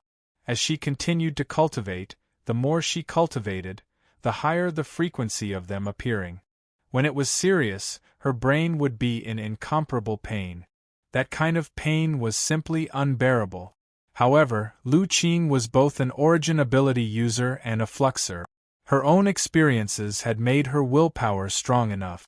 She relied on her extremely strong willpower to cultivate until she became an intermediate combat master. However, at this time, she finally couldn't hold on any longer. Lu Qing also explained, "When I broke through from Spirit Martial Realm Level 6 to Spirit Martial Realm Level 7, that kind of pain wasn't something I could endure. It had already caused harm to my consciousness, causing my mind to become unstable and my consciousness to split. When I broke through to Spirit Martial Realm Level 9, the old president didn't allow me to cultivate anymore." Ding Meng also understood this principle. If she continued to cultivate, she would have suffered from cultivation deviation. Ding Meng suddenly sighed. "You have hyperthymia." Hyperthymia, this was an automatic memory function that surpassed ordinary people.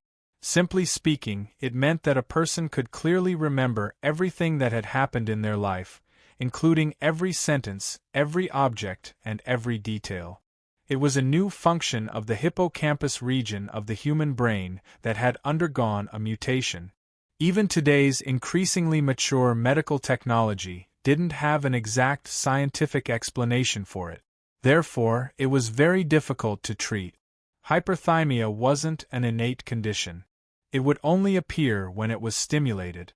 People with hyperthymia were different from memory experts. People with hyperthymia were trained to have a super strong memory. They could remove the useless memories and retain the important memories or beautiful memories. People with hyperthymia were completely different. They could automatically retain all kinds of memories, no matter how big or small. Moreover, they couldn't control the sudden appearance of memories. Hyperthymia didn't cause any direct harm to the human body, but it was also absolutely useless. Because it was an illness, it would take up a lot of the human body's energy. In layman's terms, it would sooner or later empty your body. Ding Meng pondered and said, "Hyperthymia isn't an incurable disease. It can still be treated. It's just that the treatment effect isn't stable and will take a long time." Lu Qing sighed faintly. "I know all this, but things are far from that simple." As soon as she finished speaking, Ding Meng received a large amount of information streams. These streams were all things that happened after Lu Qing turned 26. As her fame on the Divinity Wars star ring increased day by day, she finally entered the sights of many famous people. Xing Tianming was a typical example. Xing Tianming met Lu Qing at a private ball. From then on, he was obsessed with this socialite from the Water Cherry Club. At the same time, he began to pursue her fiercely. Because of his special status and his arrogance, he directly scared off many of Lu Qing's admirers. Of course, it was impossible for Lu Qing to agree to this young master of the Xing family. The reason was obvious. Other than her two companions and the old president, she did not trust anyone else. Moreover, Xing Tianming was a man, and a man with many wives and concubines. It was widely rumored that he had abandoned at least 50 women. Lu Qing didn't even have enough time to stay away from this kind of person, so how could she accept his pursuit? Soon after, in the triennial New Excellence Assembly held by Starlink, Water Cherry Association had sent Lu Qing, Liang Yi, and Su Lingyue to participate in it. In the end, the representative of Blood War Hall won the championship, and Lu Qing was ranked 8. It was during that competition that Lu Qing encountered a fluxer from the Holy War Legion. In that battle, Lu Qing suffered serious injuries and stopped in the top 10. Ding Meng said, "The problem with your psychokinesis occurred after this competition?" Lu Qing clenched her teeth. "I originally had hyperthymesia, and after this competition, my hyperthymesia should have worsened." Ding Meng was astonished. "Hyperthymesia can still worsen?" Lu Qing said, "That's what the old president analyzed." Ding Meng said, "Is the old president of your Water Cherry Club also a fluxer?" Lu Qing said, "No." Ding Meng said, "Since that's not the case, then it might not have worsened. Let me take a look at the side effects." Lu Qing clearly showed some hesitation. Ding Meng said, "It doesn't matter if it's inconvenient. You can just tell me verbally." Chapter 476. In the darkness, Lu Qing didn't reply to Ding Meng. From her expression, she seemed to be hesitating. She seemed to have made a great decision before she clenched her teeth. Then, her eyes shone brightly as she sent another message to him. This time, it was Ding Meng's turn to be astonished. The scene in front of him was truly... He didn't know what to say. The first thing that entered his eyes was Xing Tianming's tall and imposing figure. It was simply a photo album with all kinds of styles, postures, and handsomeness. Next was Lu Qing's photo album. These pictures were all of Lu Qing's daily life in Star Ring. Naturally, they were also extremely charming and beautiful. Next was the scene of the two people entering the wedding hall hand in hand. Finally, there were some unbearable scenes, such as Lu Qing's sweet and graceful panting appearance under Xing Tianming's body. "These are all illusions," Xiao Ai suddenly said. Ding Meng was also expressionless. "This isn't worsening but an infectious psychokinesis. She has hyperthymesia, so after being invaded by this infectious psychokinesis, her hippocampus region will become even more chaotic and unstable. Ordinary medical instruments won't be able to cure her." Ding Meng also reacted. This was definitely the result of the competition. The opponent had invaded her brain and forcibly instilled these illusions into her. Their intentions were extremely despicable and shameless, as if they were trying to brainwash her. They wanted to tell her that she and Xing Tianming were a perfect match and that she could only obtain true happiness by doing certain things with him. Therefore, it was said that psychokinesis depended on how a fluxer used it. If it was used on the right path, it would naturally benefit the masses, but if it was used on the wrong path, it would be incomparably harmful. This infectious psychokinesis far surpassed Lu Qing's common psychokinesis. After being injected, her cultivation had completely stagnated. Moreover, even if she didn't cultivate, she would still be tormented by these illusions until she wished she was dead. In the darkness, Ding Meng sighed deeply. "Miss Lu, thank you for trusting me so much and letting me see so much without holding back." Lu Qing, on the other hand, was very calm. Old President had once said that the first requirement to cure me was to be a flux energy warlock, because only flux energy warlocks can establish a mental link with each other. Ding Meng completely agreed with this statement. Although the spirit link could connect psionicists, it was a one-sided transmission of information. For example, if Lu Qing and Liang Yi established a connection, then only Lu Qing could transmit information to Liang Yi, while Liang Yi couldn't transmit information to Lu Qing. But fluxers were different, they could communicate with each other. There was another benefit of spirit link. After two fluxers communicated with each other, they could share the pain of the illusions as well as the joy of each other's harvest. In other words, after Ding Meng and Lu Qing communicated with each other, the pain of Lu Qing's cultivation could be reduced by at least half. Lu Qing continued, secondly, the psychokinesis of this flux energy warlock far surpasses mine. This was also reasonable. If Ding Meng was weaker than Lu Qing, not to mention sharing the pressure, the two of them might go mad together.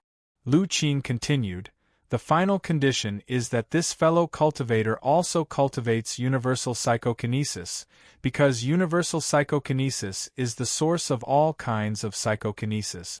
If it is damaged, the psychokinesis of other types won't be of much help, she sighed again.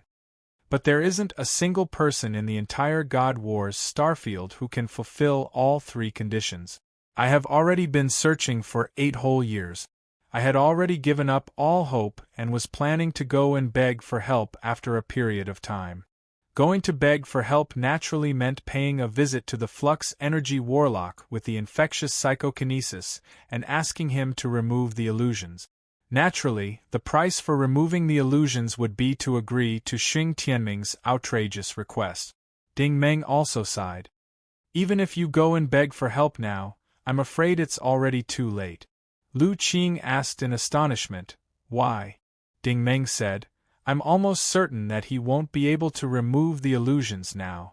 You haven't broken through to Spirit General and your cultivation has also stopped for 8 years. The situation in your hippocampus has become extremely complicated, but your mind is still normal, which proves that the memory fibers haven't been completely destroyed. Lu Qing looked at him with her beautiful eyes and said earnestly, but when I met you in the plaza, I discovered that your blind spot was much larger than mine. I knew that I had hope again. Ding Meng felt some sympathy for Lu Qing's bitter experience. He was also moved by Lu Qing's bitter struggle to survive, because it was quite similar to his own. Everyone was a fellow cultivator who had struggled through life and death situations, so there was no need to keep her at arm's length, let alone make things difficult for her. Ding Meng sighed. I also don't have complete certainty that I can cure you, Lu Qing said, but you have a way, right? Ding Meng definitely had to consult Xiao AI about his method. Xiao AI said, what I can be sure of is that you first have to repair her memory fibers, just like how you treated Fan Qingying. However, Fan Qingying is a warlord, but she isn't. She has hyperthymesia, and these illusions have tortured her for 8 years. You can only use the old method of transmitting some positive information to her. However, she's not an ordinary person, and some simple images won't be able to cure her. Ding Meng frowned and said, how should I treat her? Xiao AI hesitated and said, this is exactly what Principal Zhu Bin mentioned back then. The real dominant force is the evolutionary domain related to value rationality, and that is your memory. Ding Meng, you've also experienced a lot of painful memories, but Little Rascal once said that she saw many valuable qualities in you. If you really want to cure her, you have to transmit your memories to her. Those memories are full of passion, justice, kindness, and everything positive. Once they're instilled in her, they can naturally dispel the infectious psychokinesis. As for whether it can cure hyperthymesia, this will depend on luck. In the end, it still depends on whether you trust her or not. I understand. Ding Meng nodded and looked up at Lu Qing again. Miss Lu, I do have a way, but I can't promise you whether it will work or not. Lu Qing's eyes glowed. It doesn't matter. What do you need, Mr. Ding Meng? Just tell me. Ding Meng sighed. Miss Lu, my method is to use psychokinesis to enter your brain and dispel these negative illusions for you. At the same time, I will instill my memories into you. Your mind link can't resist it. Do you understand what I mean? Of course, Lu Qing understood that this meant that her mental link had to be completely opened up. Just like the mainframe system on the starship, it required full access. In other words, Ding Meng could see all the secrets on Lu Qing. Lu Qing hesitated for a moment, then decisively raised her head and said, No problem. As long as I don't suffer this torture, I'll do anything you want me to do. Of course, I can't accept that bastard Xing Tianming. Ding Meng sighed. Don't worry, I'm not Xing Tianming. Lu Qing said. Then, let's start now. The two of them immediately sat cross-legged on the sofa. Ding Meng was now actively transmitting the mind link. A large number of psychokinesis dots quickly entered Lu Qing's brain. Ding Meng quickly switched to Xiao AI's microscopic view. This scene was very familiar. The memory neurons in Lu Qing's brain were indeed like jellyfish tissues, connected by crystal-clear fibers. However, Lu Qing was completely different from Fan Qingying back then. The entire narrow and long hippocampus area was already turning black. The memory fibers were no longer simply yellow and red. They were completely black. This was already on the verge of collapse. Seeing this scene, Ding Meng was somewhat impressed. She could still hold on under such huge mental pressure. He had to admit that Lu Qing's willpower was also first class. Xiao AI said, "It will take some time, and it will be very painful for her." Ding Meng nodded. "Miss Lu, I'm afraid that repairing your memory fibers will require some pain in your brain. If you can't hold on, please say something." Lu Qing said, "I can definitely hold on." Although she said she could hold on, in fact, her head was in extreme pain. This was because Ding Meng found that the hippocampus area was very unstable. He had to continuously inject more psychokinesis dots to stabilize the memory fibers. As the fibers gradually regained their brightness, beads of sweat fell from Lu Qing's head. Her whole body was trembling from the pain in her brain. Not long after, she was drenched in sweat. Xiao AI said, "Okay, now we'll start injecting your memory." Ding Meng also understood that he had to be selective when injecting his memory. He could not transmit all the information about the K virus to her. After thinking about it, Ding Meng still transmitted the complete origin of the T-shaped claw knife. He started with his eldest brother when he was young. The hardships of collecting the star-weave grass. He was rescued by Huzi in a fire. He was given a knife when they parted. He fought bravely on the front lines and was rescued by the princess. Many years later, he returned to the border. However, his old friend had passed away. His eldest brother met Ding Wenhe by chance and then participated in the martial arts symposium. The scene where his eldest brother questioned the king left a deep impression. "May I ask the king if this knife is considered the best knife in the world this year?" The hero's knife was passed down from generation to generation. Generation after generation, people gave their all for it. Ding Meng's memory fell back to that distant winter. In the snowstorm, the image of Brother Ming leaped into his eyes. Every time he recalled Brother Ming, Ding Meng's eyes would always brim with tears. "Ding Meng, my good brother, if I meet with misfortune this time, please take back this knife and protect it well. Let the hero's knife be passed down from generation to generation. Our big brother of each generation has not let down the previous generation's trust." With that, he took the claw knife and strode toward the wooden house. Supporting Miss Qiao, he slowly and steadily walked toward the distant mountains. In the courtyard of the Tian family mansion, Zheng Ming's face showed no fear in the face of all the sects and nobles present. His voice was sonorous and powerful. "You want me to give Skywing a chance to turn over a new leaf? Then, who will return her a life of bliss and innocence?" The hero's knife was never afraid of any power or nobility. In the courtyard, there were flashes of light and shadows of swords and air currents. After 20 rounds, Zhan Long's dagger fell from his hand. His right wrist was dripping with blood. However, after 20 rounds, Brother Xing Ming collapsed in a pool of blood. Miss Qiao was wailing like a mad woman. "Live well." These were Brother Xing Ming's last words before he died. These words were not only left for Miss Qiao, but also encouraged Ding Meng to move forward bravely and never back down. Looking at these images, listening to these voices, and looking at these faces, tears welled up in Lu Qing's eyes unknowingly. Chapter 477. The snowstorm continued, and the scene changed again. In the forest at the foot of Celestial Heaven's Gate, Yu Xingyang was fighting fiercely with Bai Pinghai and the others. After being poisoned, he did not hesitate to cut off his own hand from the wrist. This was the first time the hero's knife had cut off his own hand. How heroic and how much courage was required to cut off one's wrist. Moreover, he was not the successor of this knife. At the most critical moment, the young Cheng Wen leaped into the air and slapped Bai Pinghai's back with his palms.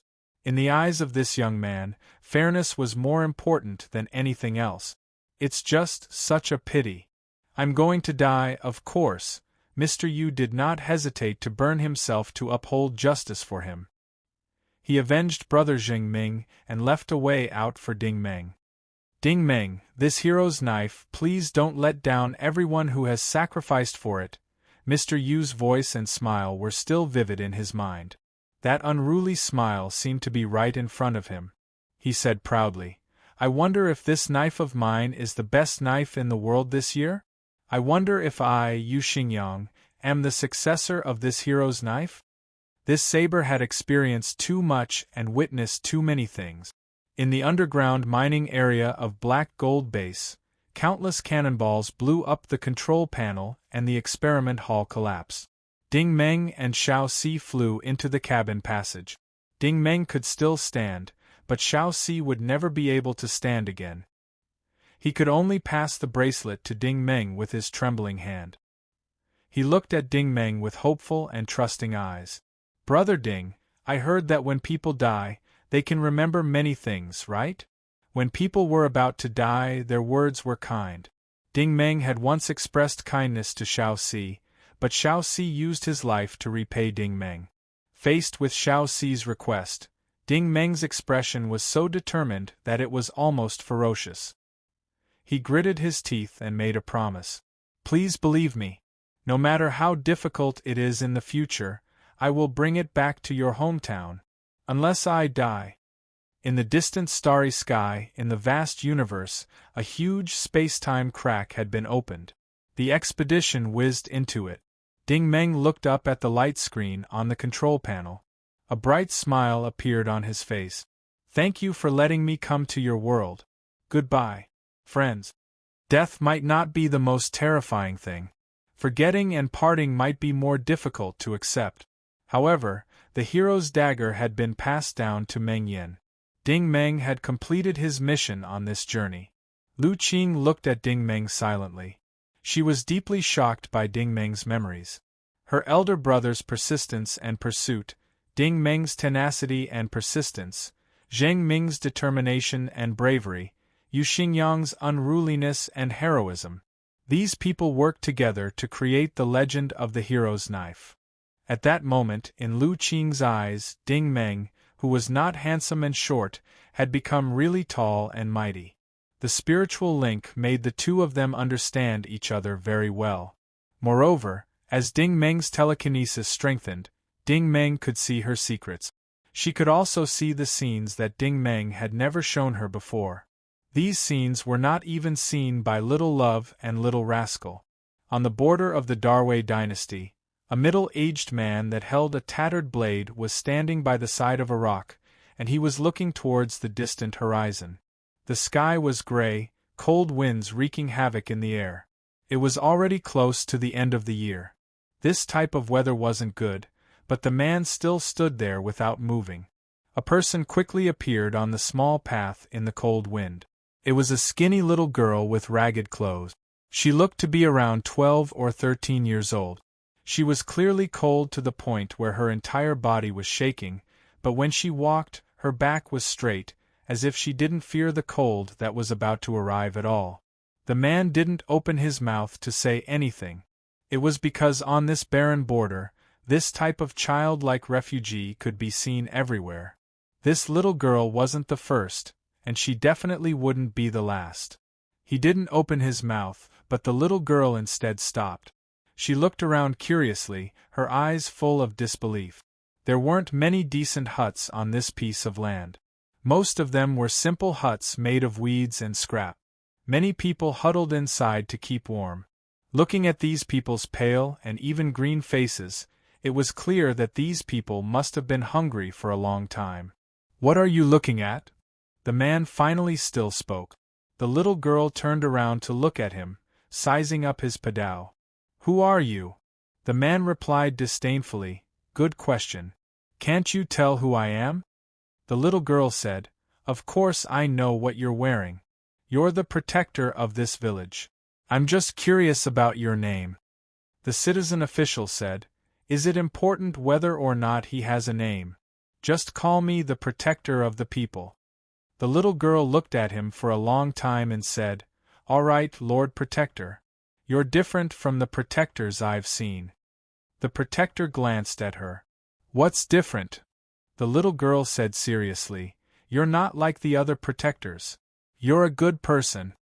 The protector revealed a bitter smile. "I've been guarding here for 9 years. You're the first person to say that I'm a good person." The little girl was puzzled. "Am I wrong?" The protector said, "Maybe you're right, maybe you're not." The little girl seemed to find the protector a little boring, so she turned her head and looked around. "It's almost the end of the year, but why isn't this village lively at all?" The protector said, "Because these people can't afford to eat, so it's not lively." The little girl was surprised. Why can't they afford to eat? Only a child could ask such a question.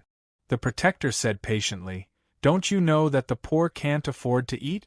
Looking at your clothes, you should know what it means to be poor." The little girl shook her head. "I'm not poor." The protector couldn't help but laugh. "You're dressed like this, and you're not poor?" The little girl said, "I may be poor, but my heart isn't." The protector laughed disdainfully. "This is the first time I've heard of a poor heart. Is there a difference between a poor person and a poor heart?" "There's a difference," the little girl answered seriously. The protector said, "What's the difference?" Unexpectedly, the little girl asked, "You haven't told me why these people can't afford to eat? And I don't think these people even have a place to live. They don't even have a decent shack." The protector sighed. "It's because the taxes in the border city are too heavy. These people can't afford to build a house or eat." The little girl said, "Why are the taxes here so heavy?"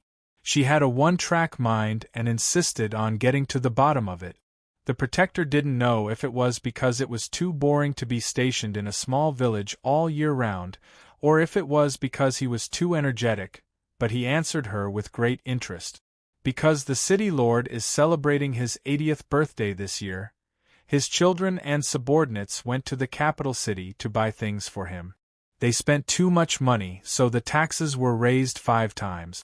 Even if these people worked for a day, their income wouldn't be enough for them to eat. In the long run, this place has become like this. Do you understand now?" The little girl nodded. "I understand now." At this time, a group of children ran out of a dilapidated shack. These children looked younger than the little girl, and they were all so thin that they didn't look human. There was withered grass and branches on the roadside in winter, but this group of children was actually lying on the ground picking and eating the almost rotten grass. Some of the children were even stuffing soil into their mouth. Perhaps they were too young and only knew hunger, but they didn't know that there were some things that couldn't be eaten. The little girl immediately waved to a slightly older girl. "Little sister, come here." The little sister walked over slowly, and her voice was trembling. "Sister, I'm so hungry." The little girl didn't say anything. She opened the broken bag on her waist, took out the only half of a steamed bun, and handed it to the little girl. Unexpectedly, the little girl didn't eat it after taking it. Instead, she called a group of children over and gave the steamed bun to the youngest and skinniest child. "Little Meng, you eat it." The child called Little Meng was so hungry that she was almost skin and bones, but she shook her head and said, "Sister Wenha, I'm not hungry. You guys eat." Ding Wenha handed the steamed bun to another child, but this group of children refused, saying that they were not hungry. The little girl was surprised. She couldn't figure out what was going on. Fortunately, the protector explained, "Her name is Ding Wenha. She's an orphan. She saved these children from the plague. She's the big sister of this group of children. The little girl looked at Ding Wenha. Her expression became thoughtful, but no one knew what she was thinking. Soon, Ding Wenha divided the steamed bun into many small pieces. The group of children each received a small piece. Only then were they willing to eat alone. None of them fought over the food because they were hungry. Ding Wenha walked in front of the little girl, bowed, and said, "Thank you, sister." The little girl suddenly smiled. Her smile was like a flower blooming in spring, blowing away all the coldness of the winter. Ding Wenha, hello. Coincidentally, your surname is also Ding. Let me show you something. The little girl flipped her wrist, and a dark golden light appeared. A T-shaped claw knife appeared in her hand. The young Ding Wenha hesitated and said, "Sister, this is a knife." The little girl's expression was serious. "This is not an ordinary knife." The protector couldn't help but laugh again. "Your knife is not an ordinary knife? I can't think of anything extraordinary about it." The little girl glanced at the knife at his waist. "It's not as good as your knife, but it's useful." The protector sneered. "What can it be used for?" "This saber was left behind by a hero many years ago and has been passed down through many generations. The first person who used this saber was called Big Brother. Big Brother said that this saber must be left to those who truly need it. We must protect it, use it, and love it. I am the 13th generation of this saber, and this saber has always been given to those who need it the most. Big Brother Rin told me that I must use this saber well, but unfortunately, I don't know any martial arts. Take it and head south to the neighboring village. There is star-weave grass there. Use this saber to cut the grass and carry the grass to the main city to trade for food." "Come, take it," Ding Wenha hesitated. "But sister, you," the little girl said, "if I tell you to take it, take it." Ding Wenha had no choice but to take it. The little girl said, "I only have one request, and that is to cherish this knife well and leave it for those who really need it." Chapter 478. The citizen officer looked at the little girl from head to toe and said meaningfully, "You gave your only food and weapon to others. What about yourself?" The little girl smiled. "I'm fine. I won't starve to death. At least they don't have to starve anymore, right?" The citizen officer sighed. "That's not necessarily true." The little girl was surprised. "Why?" The citizen officer sighed. "You're talking about Jiun village next door to the south, right? The place with star-weave grass is at least a few hundred miles away from here. They've only eaten a few buns and don't have the strength to walk that far." The little girl was stunned. She suddenly realized that she had neglected these details. The citizen officer continued. "Actually, these people won't live long. They've eaten too much bark and soil for too many days. Their internal organs are all damaged. Death is only a matter of time." The little girl was stunned. "Is there no way to help them?" The citizen officer shook his head helplessly. "How?" "Food is stored in the main city's war preparation granary. Without the city lord's orders, no one can open the granary. Also, the food in the granary is not for these poor people. Do you understand?" The little girl said, "Are we just going to watch these people starve to death?" The citizen officer didn't answer. Silence usually meant silence. He had been stationed here for 9 years and had seen too many refugees starve to death. He was numb to it. In this era of disaster, what was a few people dying? The little girl also fell silent. After a moment, she suddenly looked up and a glimmer of light flashed in her eyes. "No, I have to help them." "Help them? How?" The citizen officer looked at her curiously. "You're already like this. How can you help them? Let me tell you, even if you go to the main city to beg for food, you might not be able to get it. Besides, you can't enter. Refugees are not allowed to enter." The little girl didn't answer him. She straightened her back and walked into the cold wind with her head held high. The direction she was heading was the main city at the border. Looking at the frail and tattered figure disappear at the end of the road, the citizen officer sighed helplessly. He didn't believe that this little girl could help these children because even he couldn't do anything, let alone a little child. Do you expect a child to be able to do something that even adults can't do? However, when the sky was about to turn dark, the little girl's figure appeared again. This time, her expression was very excited. She shook the little bundle on her waist and said, "Come and see what I brought back." As she spoke, she opened the cloth bag. Inside was a small ball of powder, about the size of a fist. The citizen officer was also curious. "How did you get it?" The little girl smiled and said, "I followed behind the grain cart and quietly cut open the sacks on the cart. Then, I collected the powder along the way." The citizen protector disagreed. "What can this little powder do? It's not even enough to make a small bowl of soup." The little girl called Ding Wenhe over and asked Ding Wenhe to carefully put the powder into a broken bowl. "I can go again." The little girl's eyes flashed with hope. Although she was young, she was very persistent. She turned around and ran into the cold wind. At this time, the sky was completely dark. There was no starlight in the night sky, only the whistling and raging cold wind. At some point, the night sky began to snow. The snowflakes were like powder. In the middle of the night, the little girl's figure returned again. This time, she was even more excited. She proudly opened the cloth bag. The citizen officer found that this time, she had brought back pure white rice. There was not much rice. The number could be counted with the naked eye. At a glance, there was only a handful. "What can this little rice do?" The citizen officer sneered disdainfully. The little girl ignored his ridicule and said proudly, "I can go again. As long as I am willing to go, many little drops can make an ocean, right?" The citizen officer looked at the night sky and said worriedly, "It looks like it's going to snow heavily. This little rice and powder can only last them for half a day at most. Who knows, they might freeze to death tomorrow or the day after." The little girl said, "No, I believe in tomorrow. As long as there is tomorrow, we will have hope, right?" After saying that, she ignored the citizen officer's reaction and disappeared into the night again. The third return was at dawn. The sky was already snowing like goose feathers. The village and the roads were covered with thick snow.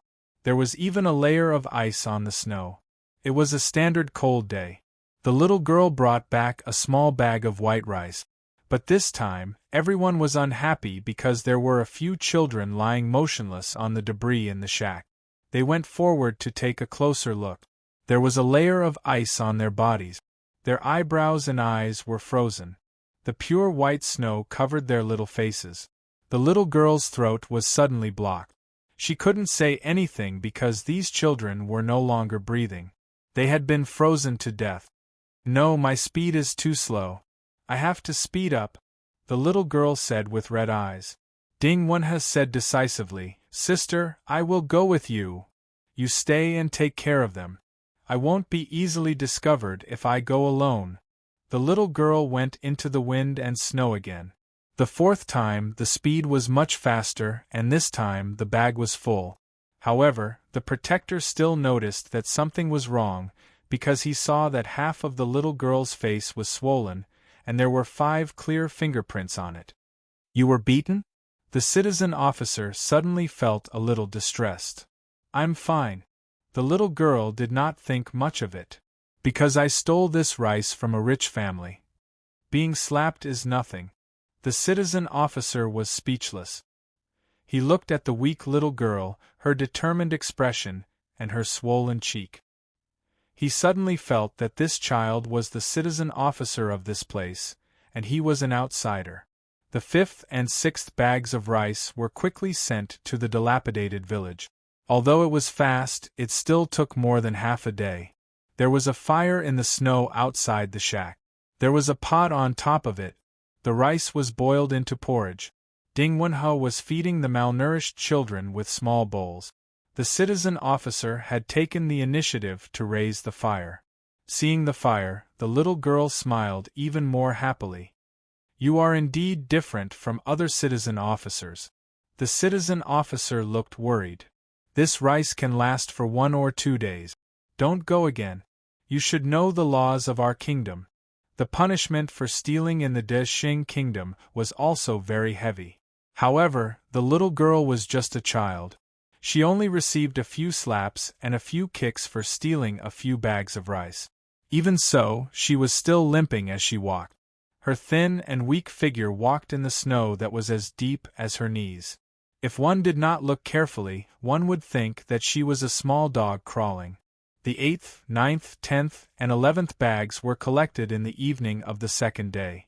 They were neatly piled up on the rock on the side of the road. The number was not much, but for the group of children, it was the only hope for survival. The citizen protector looked at the rice grains that were as white as snowflakes. He stood in the snow in a daze, unable to say a single word. Was it right for a person to steal in order to survive? If a person stole in order to let others live, was it stupid to steal? The citizen officer suddenly felt that the most difficult problem in the world was survival. You could never tell right from wrong. When the 12th bag of rice was sent back, the little girl was obviously tired. There was a trace of tiredness on her face. I just met the border guards. Are you okay?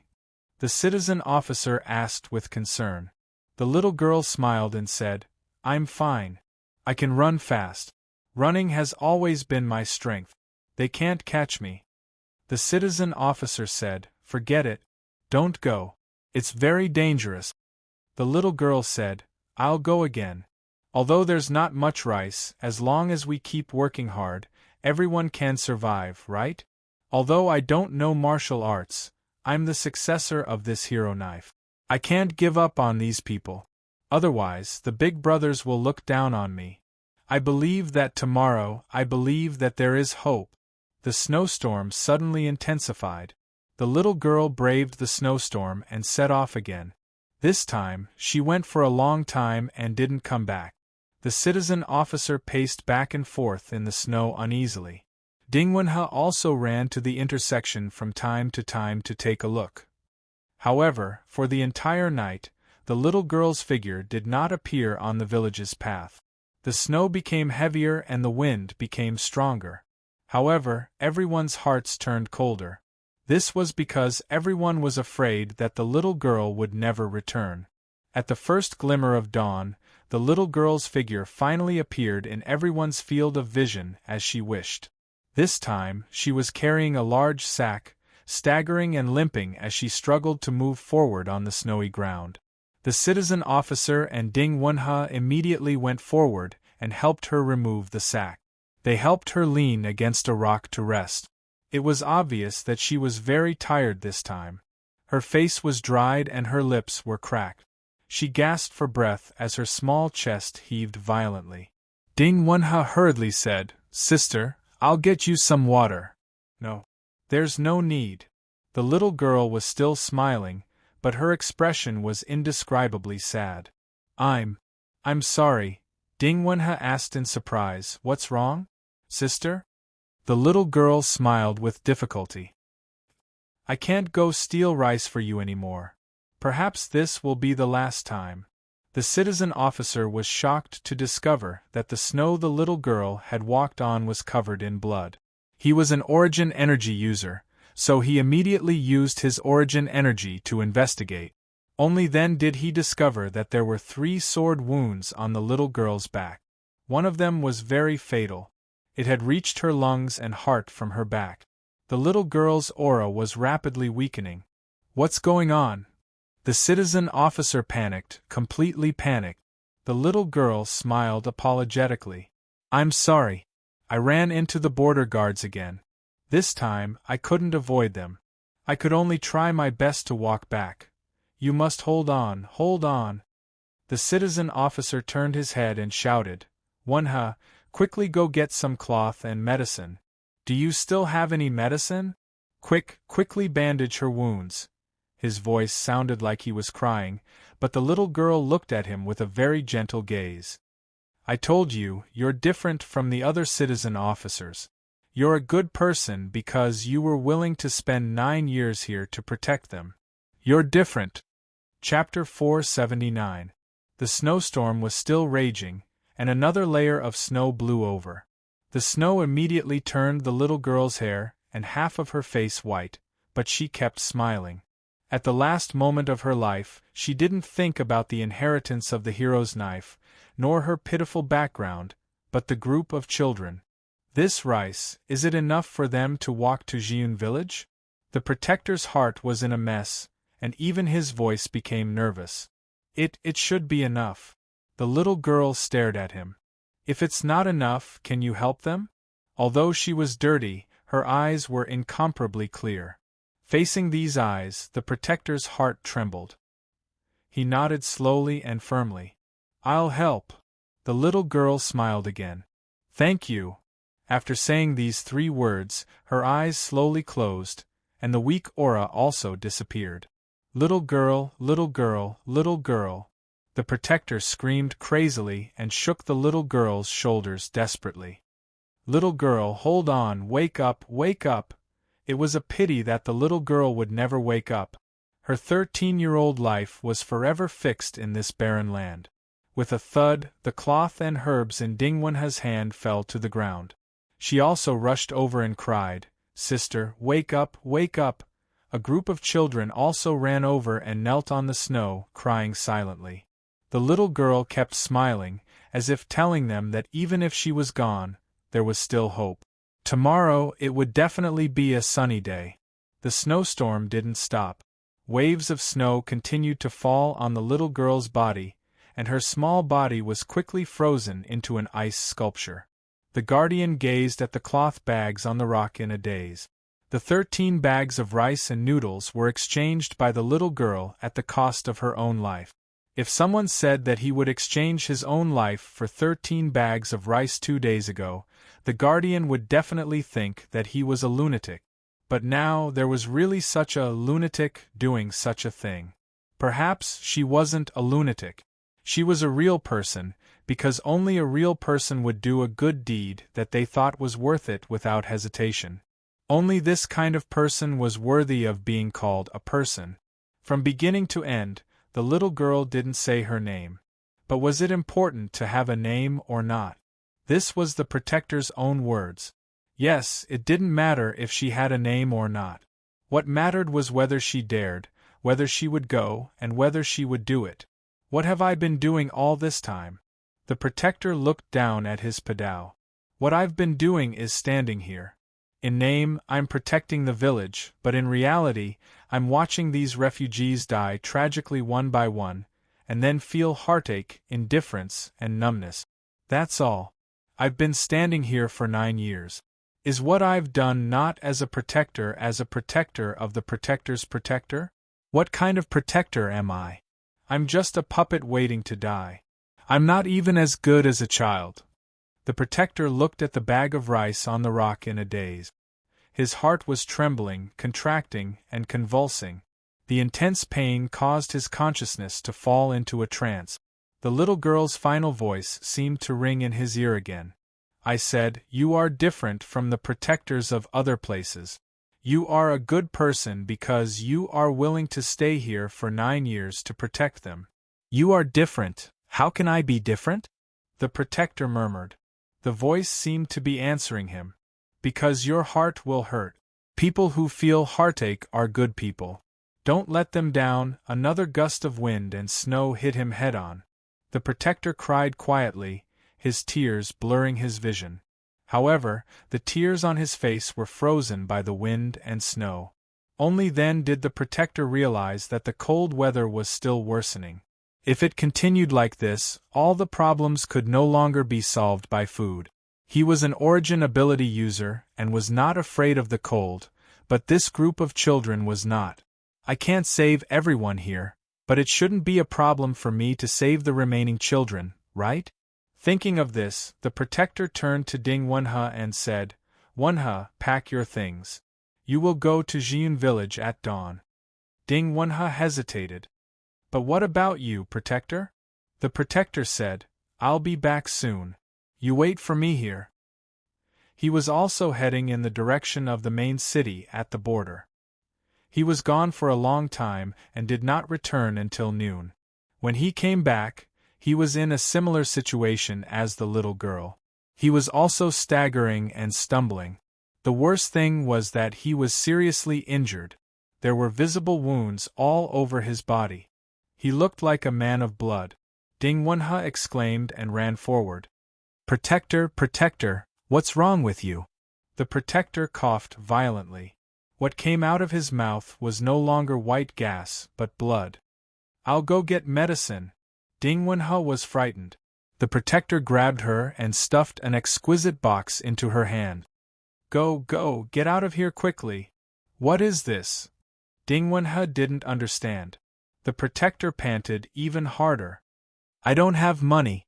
I can't give you travel expenses, and I can't see the city lord. Today is the city lord's birthday. I robbed the gifts of those rich people halfway. There is a pearl in this box. Take it to the town in Jiun village to exchange. You must live well. Don't let that little girl down. Treat her hero's knife well. Lord Protector, Lord Protector." Ding Wenha wanted to help him up, but he was pushed away. The protector could no longer stand steadily and sat down in the snow. "Go, the guards will be here soon. If they catch up, we will all die." Ding Wenha quickly turned around and called the group of children. Everyone hurriedly packed up their belongings. The protector also leaned back against the huge rock. The ice sculpture of the little girl's corpse sat beside him. The smile on the corpse's face never faded. The protector also showed a rare smile. "Little girl, cough cough. Did you see? I helped them. You can rest assured now. They will have a tomorrow. There will be hope." Blood had already dyed the snow red. The protector's consciousness was gradually weakening, and his vision was becoming more and more blurry. However, his heart was unusually calm. He had never been so calm in the past 9 years because he had done something that a protector should do. It was something that was filled with great significance. It made his life no longer dim, and his life was filled with brilliance. Whether or not he could survive was no longer important. The meaning of life was whether it shone brightly or not how long you could live. The protector's body was gradually turning cold, and his life force was slowly fading away. Just as he was about to close his eyes, the last thing he saw was that almost all the children had left. Only Ding Wenha and the child called Xiaomeng remained. The two of them were crying as they knelt down in the distance. They respectfully kowtowed to him 3 times before they left, holding each other's arms. The image suddenly twisted and spun. The telepathic thoughts stopped transmitting. Ding Meng withdrew the telepathic link. Although Lu Qing's eyes were still closed, her face was filled with tears. After a long time, she could finally speak. "That child called Xiaomeng, are you Mr. Ding Meng?" Ding Meng did not answer her. He slowly stood up and walked to the window. He looked into the distance silently. After a long time, he spoke in a low voice. "We left for a long time, but Sister Wenha was worried about the protector and ran back." Lu Qing quickly asked, "What happened after that?" Ding Meng said expressionlessly, "The protector died. His limbs were cut off with a sharp weapon. He froze to death in the snow." Lu Qing said, "But you all survived." Ding Meng was still expressionless. "We had 16 children. In the end, only Sister Wenha and I survived." Lu Qing asked in shock, "What about your other companions?" Ding Meng said, "The snowstorm was too strong. Many people couldn't hold on halfway. They collapsed and never got up again." Lu Qing was speechless. She could understand Ding Meng's feelings. Along the way, Ding Meng had been given a chance to live by many descendants of Hero's Knife. These people had written chapters of heroism, unrestrained, bravely moving forward, and survival in a desperate situation.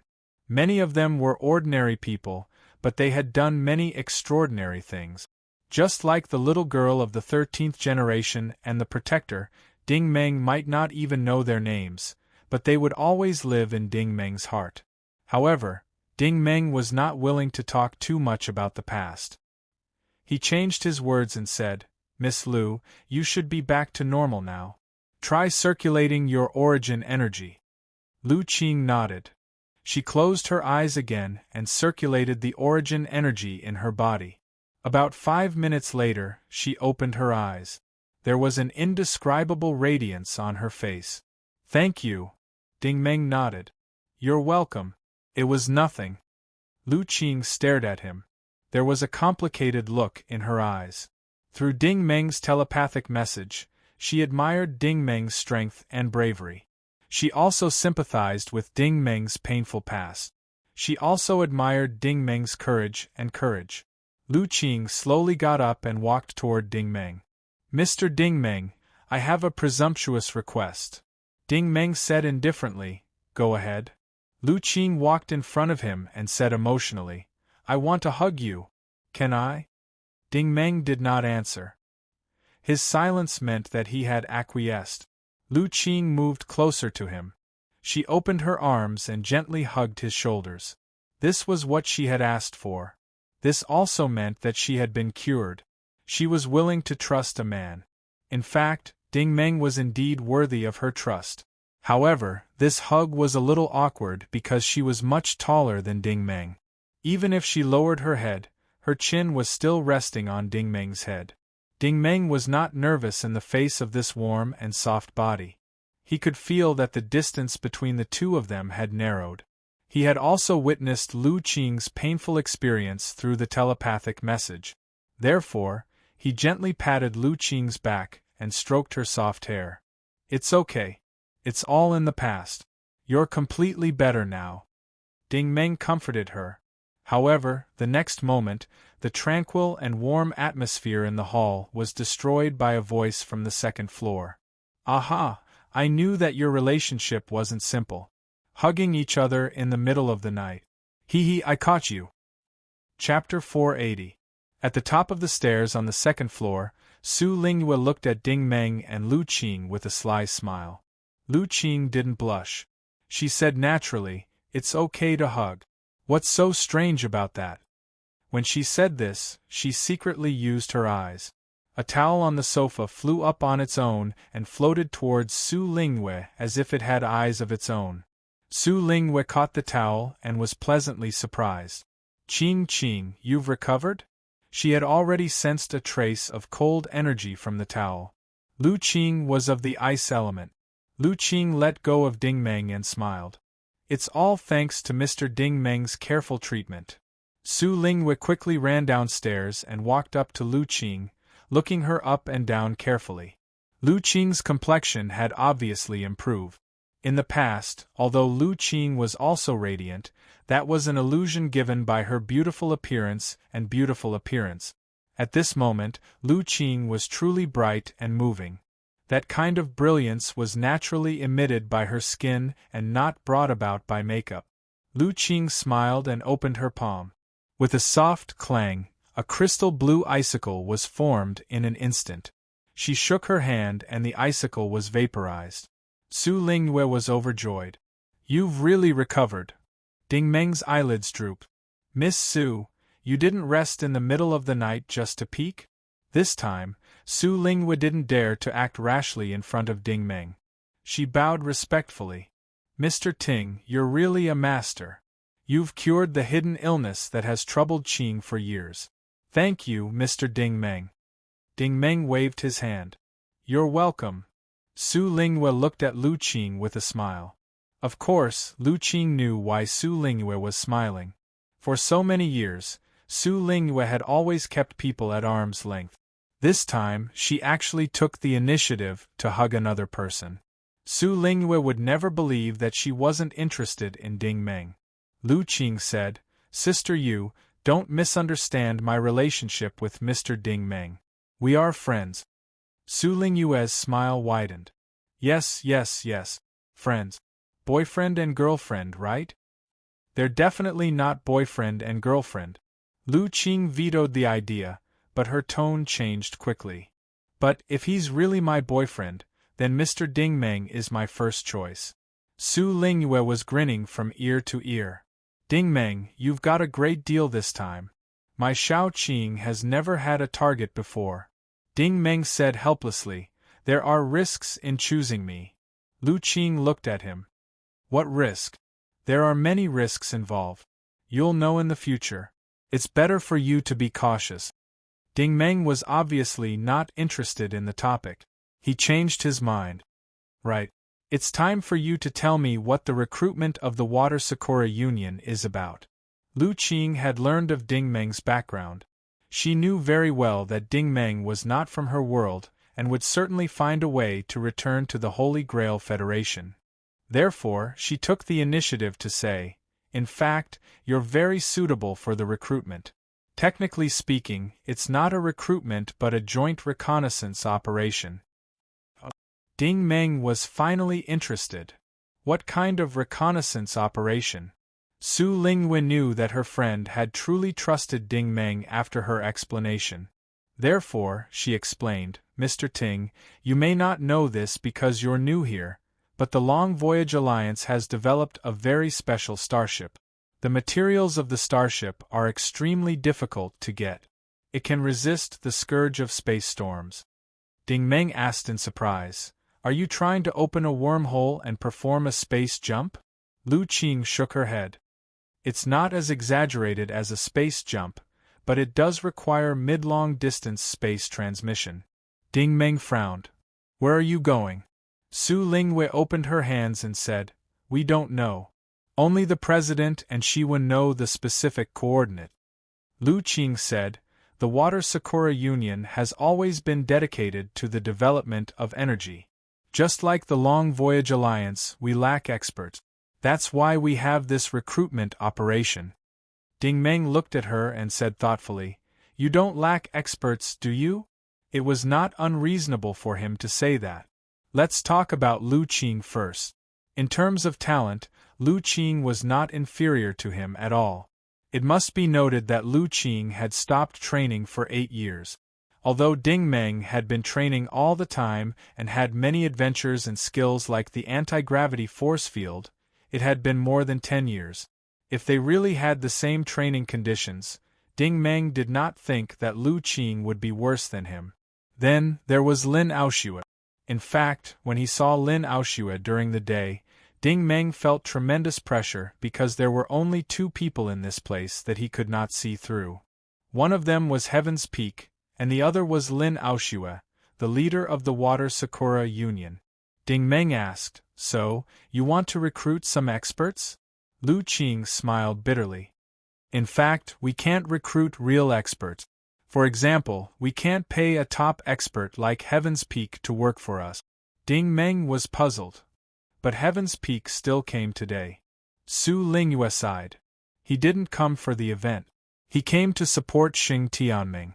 This time, we are not only recruiting experts who are strong, but also teams with good teamwork. For example, Mr. Ding Meng. We can tell that you and your companions are not simple. Ding Meng was curious. "You can tell?" Su Linghui blushed. "I can't tell. But the president told me that you and Miss June are not simple." Ding Meng thought to himself that Lin Aoshue was not a simple person. She did have a sharp eye. Lu Qing's eyes flashed and she said in a low voice, "Mr. Ding Meng and Miss June are not simple, are you?" Ding Meng glanced at her. "You think too much. I'm not interested in your so-called beauties." Oh, Lu Qing seemed to be unwilling to give up, but in fact, the corners of her mouth curled up. She only needed to know that Ding Meng was not Ding Meng's woman. But even so, she was not afraid. She had her pride. If she really wanted to pursue Ding Meng, she dared to say that she was the most competitive one. She had this confidence. Of course, she would never believe Ding Meng's answer.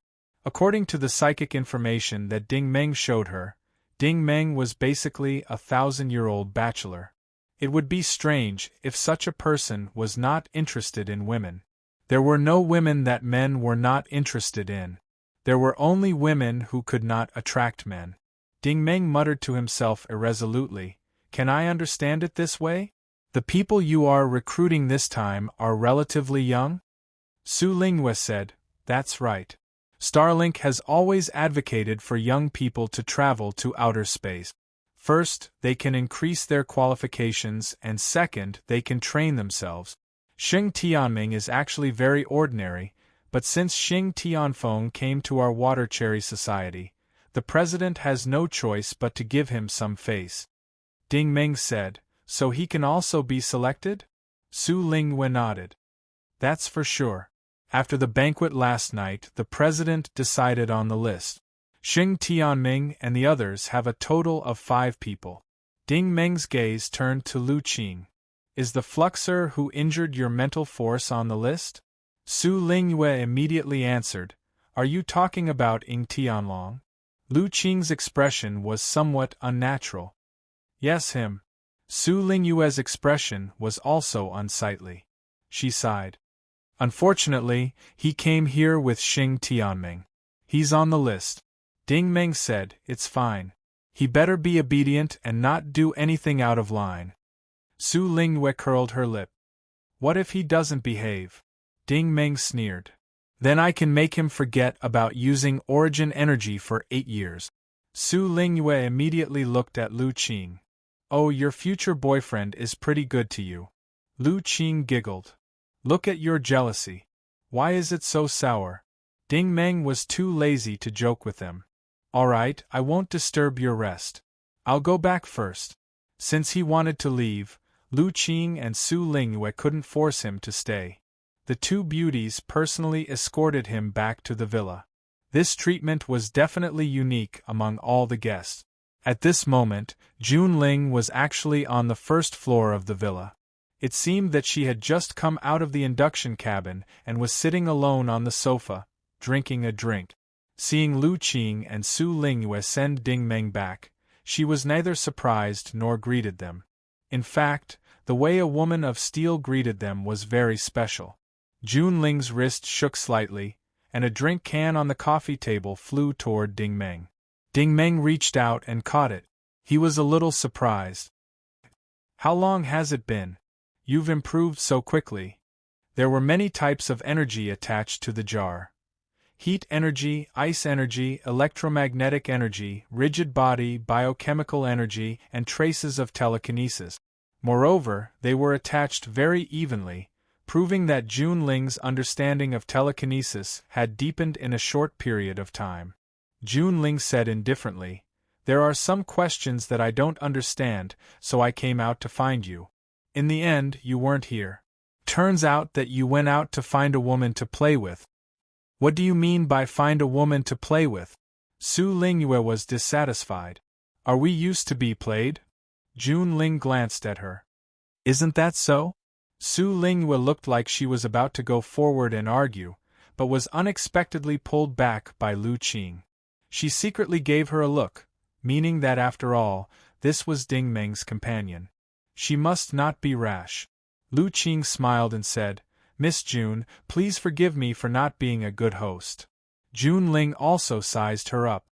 Your complexion is better than during the day. Is it because of Ding Meng? This.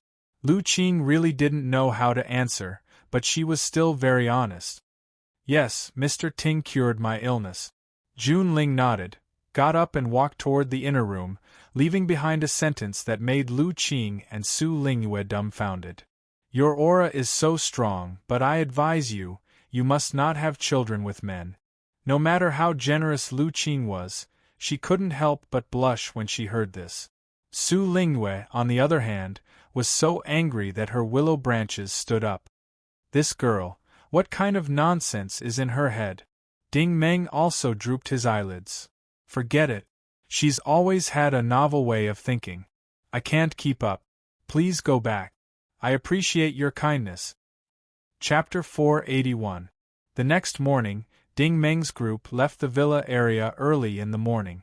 Cultivators who had reached the war sovereign level and above basically didn't need to sleep much. This time, AI led them back to the plaza. There were much fewer people in the plaza today. Apart from the Water Cherry Society's upper echelons and staff, there were only about 30 or so people left. A small transport ship was already waiting on the tarmac outside. It looked like it was preparing to transport everyone to another star ring. Sure enough, AI gestured to Ding Meng. Mr. Ting, Miss June, please board the ship. This ship was a typical sightseeing ship. Apart from the cockpit at the front of the ship, there was a large hall in the middle where one could enjoy the scenery. The cabin wasn't made of alloy steel but instead of glass. The view of the star ring outside was clearly visible to the naked eye. The 30 or so people who boarded the ship were divided into 6 groups. They were actually the representatives of the 6 great sections. The Water Cherry Society's upper echelons, led by Lin Aoshue, were all present. The Crusade Army had a total of 5 people. Xing Tianming was the leader, while the other 4 were all old fellows. However, Ding Meng had already learned from Ai Lu that the shortest and most sinister-looking of the 4 old fellows was Ying Tianlong. Perhaps it was because Lin Aoshue was present, but Xing Tianming's group didn't make a big fuss. They obediently sat in the booth and enjoyed their breakfast. The Blood War Temple had sent out a group of 6. The leader was a young couple. According to Ai Lu, this couple was a very famous young talent in the Alliance. The man was called Kun Ran, and the woman was called He Qian. The 2 of them looked like a perfect match. Ding Meng could sense that this couple was very low-key. They were completely controlling their origin energy and didn't even release a trace of it. Qian Huanyu had sent out a total of 4 people. The leader was an old man with white hair and a pair of low-light glasses. Looking at their attire and the anti-gravity toolbox at their waist, Ding Meng wondered if Qian Huanyu's people were involved in some kind of technological research. The last group was naturally from the blue light group. There were 6 people in total, and they didn't look very young. They were probably in their 50s, and they were all dressed in suits and leather shoes. However, one of them was staring at Ding Meng's group. "I've heard a lot about you, Mr. Ding Meng. I finally get to meet you in person." The handsome man took the initiative to greet him. Ding Meng secretly raised his guard because he knew who this person was. This person's name was Bo Ji, and he was the brother of Bo Ting, the commander of the First Fleet. Bo Ting was first punished by Cardega, and when he landed on Azure Tree Planet, he was sent into the endless abyss of the universe by a super life form. The other sects probably didn't know what had happened on Azure Tree Planet, but the Blue Light Group definitely knew. After all, Jiang Ning had survived, and Ding Meng was on Cardega's side. One could imagine that even if this Bo Ji wasn't Ding Meng's enemy, he was definitely not an ally. "Hello." Ding Meng calmly greeted him. Bo Ji smiled. "Mr. Ting is younger than I thought. You're really young and promising." Ding Meng calmly replied, "I'm really young, but I don't dare claim that I'm promising." Bo Ji smiled and said, "That's not necessarily true. Even Jian's team was defeated by Mr. Ting. Is there anything that Mr. Ting doesn't dare to do?" When Bo Ji spoke with such a fake smile, Ding Meng and the others quickly raised their guard and turned to stare at Bo Ji. At this time, someone in the booth was eating porridge. When he heard this, he suddenly raised his head and looked at Bo Ji indifferently. Bo Ji's expression changed, and he actually cowered. He smiled awkwardly and said, "I won't disturb Mr. Ting. Enjoy your meal." Ding Meng turned his head and saw that the person in the booth next to him was the young man who had eaten noodles in the banquet hall last night. The young man was still as thin, and his attitude was still as indifferent. Even when he was eating porridge, he still looked unhurried. However, Ding Meng already knew this person's information. This person's name was Danting, and he didn't belong to the 6 major sects. He was a newcomer who had just entered Starlink through the arena. Danting's first impression was that he didn't like to talk much. He gave off a cold and unapproachable vibe. However, what was interesting was that the person eating and drinking across from him was actually Elephant. Moreover, Elephant seemed to treat him quite well, inviting him to eat and drink together. Danting neither refused nor responded. He just silently ate his porridge. Judging from his indifferent expression, it was as if he was telling everyone around him that only Elephant was qualified to sit across from him, and that everyone else should stay away from him. Ding Meng couldn't help but smile. There were quite a few experts gathered for this operation. So far, it seemed that none of them were weak newbies. The transport ship quickly rose into the air and flew toward the inner rim. At this time, Lin Aoshua led a group of beautiful women to the center of the hall and greeted the people from the 6 major sects in a friendly manner. In truth, she wasn't interested in Ding Meng, Xing Tianming, or Kuan Ran. She was mainly talking to the old man who was leading Qian Huanyu's group. Mr. Ming, you're old but vigorous. I didn't expect you to personally lead the team, Lin Aoshua greeted with a smile. Mr. Ming's real name was Ming Huaji, and he was the most authoritative appraiser in the entire alliance. This was one of the most respected professions in the God Wars Star Zone. It was common knowledge that the God Wars Star Zone didn't have many resources. Most of the resources were controlled by the Alliance and provided for the operation of Starlink. Thus, when people obtained something good, they would often find a professional to appraise it. Gradually, the profession of appraiser was born. Appraisers were origin energy users themselves, and they were well versed in various fields of knowledge. There was almost nothing they didn't know. For Ming Huaji to be called a master, it was obvious that Qian Huanyu had sent this group of people for a reason. Ming Huaji replied politely, "Boss Lin, you must be joking. I'm just bringing a few students out to broaden their horizons." Lin Aoshua smiled. "Mr. Ming, I'm afraid you're not simply here to broaden your horizons, are you? You must have some opinions about us using the Long Voyage Alliance's newly developed starships, right?" Ming Huaji sighed.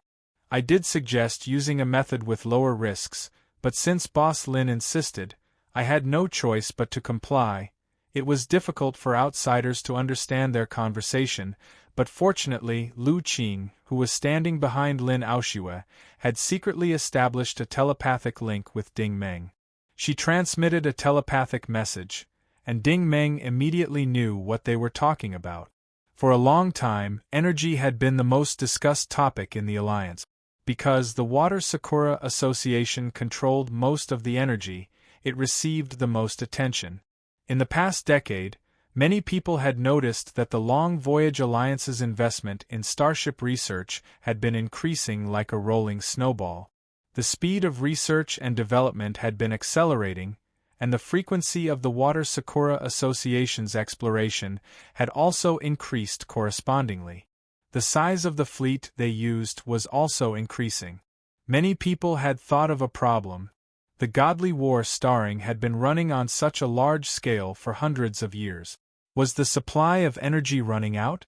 Lin Aoshua never gave an answer to this question, but everyone had a guess in this regard.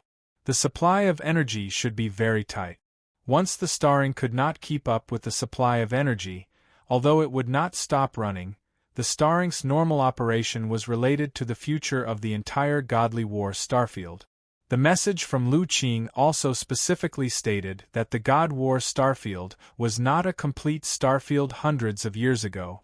This was a battlefield where several different civilizations had fought. In the end, each of them had suffered great losses. Only the remaining human world had managed to survive. They had stayed in this starfield after the war and were struggling at death's door. In other words, the godly war starfield was not a place to live for long. The appearance and development of the starring had only delayed the decline of the godly war starfield. Because the resources would be exhausted sooner or later, the Alliance had always attached great importance to the issue of energy. The higher-ups and insightful people above them had a more long-term vision. Many of them were already thinking about the future of the human world in the godly war starfield. On this issue, the Alliance was divided into 2 factions. One faction's view was that they should continue to develop technology, explore other galaxies, and search for new energy sources for the development of the starring. This faction was led by the Water Sakura Association, which had the support of the Long Voyage Alliance and the Blue Light Group. The person who held this view was Lin Aoshua. The other faction was the opposing faction. They believed that this was not a long-term solution.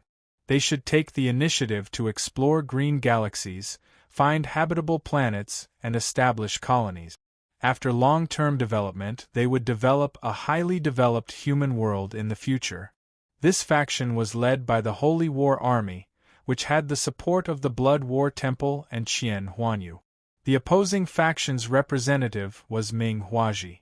In short, it was impossible to determine which of the two factions was right.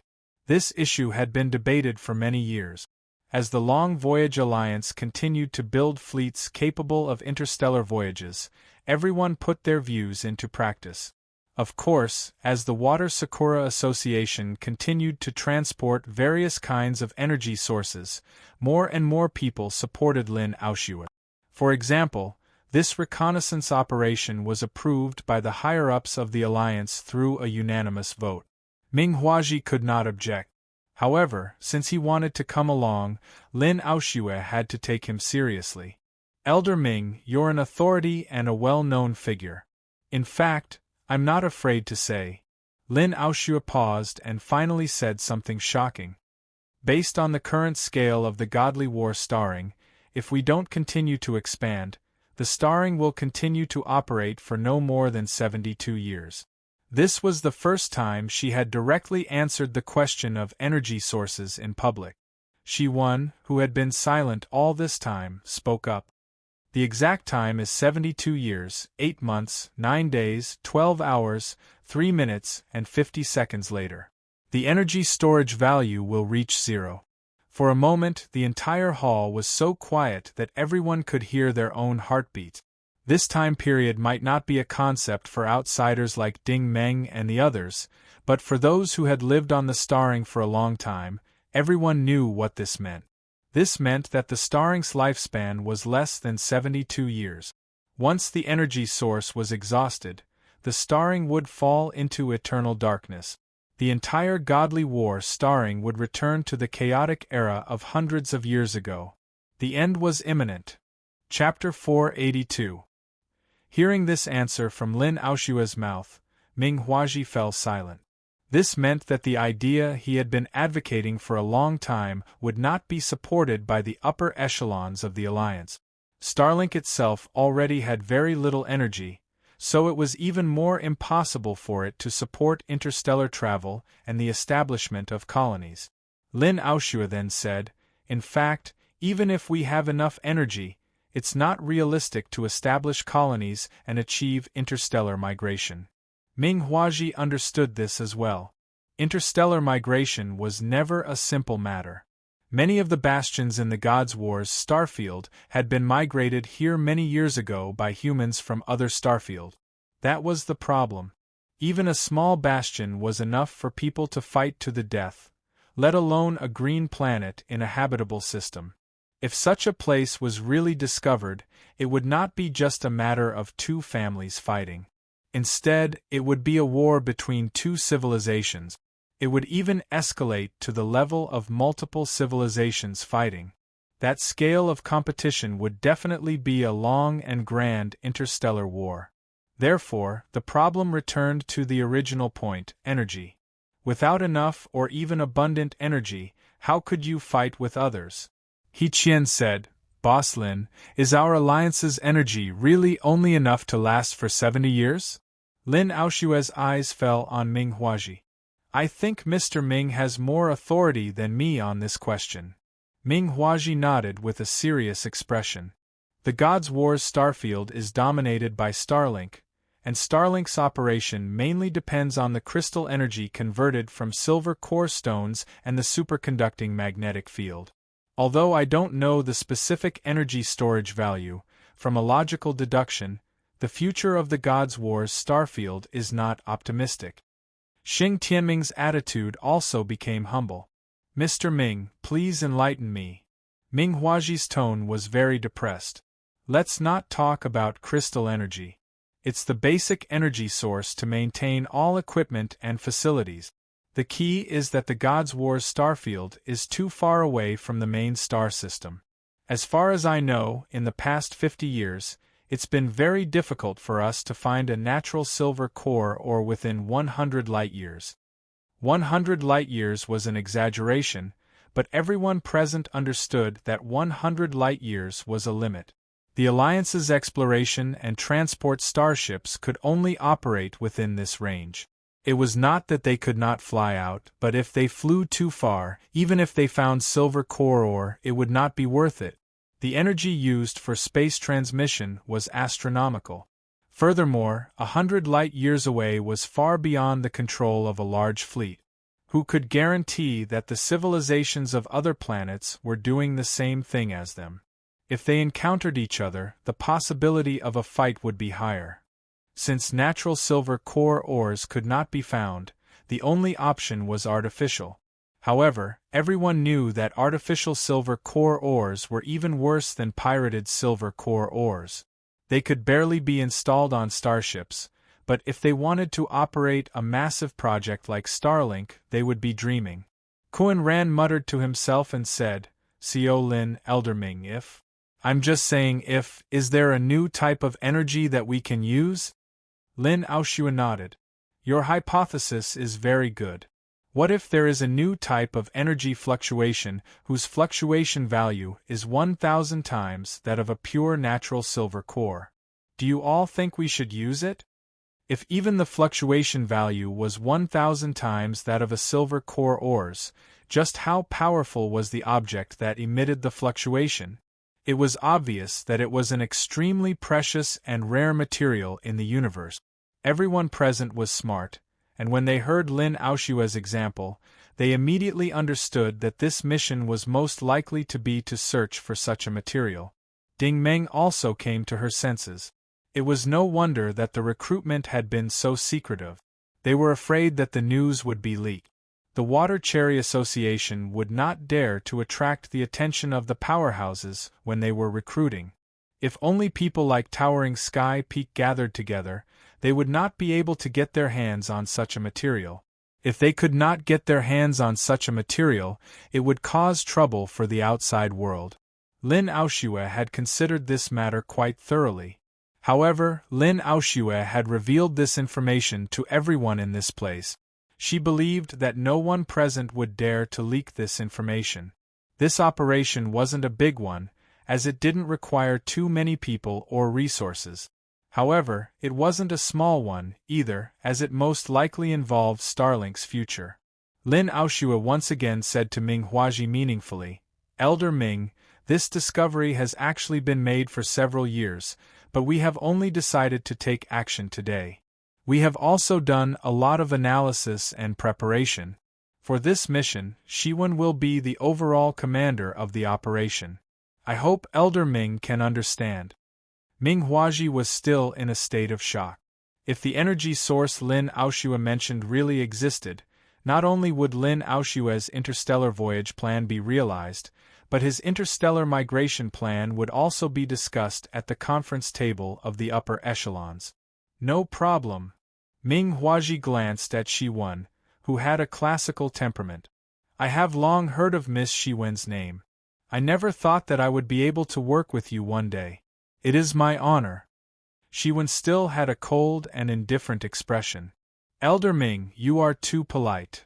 Lin Aoshua glanced at Xing Tianming again.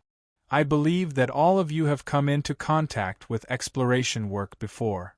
In fact, the most important thing is to be united and follow orders. Only by working together can we make progress. However, if personal problems arise, the gains will not make up for the losses. What do you think, young Master Ming?" The warning in these words was very strong. She meant that after the departure, they must put away their dirty thoughts and not invest their energy in the relationships between young men and women. Xing Tianming was startled at first, but then he smiled and said, "Yes. President Lin's instructions are very correct. I will definitely remember President Lin's teachings."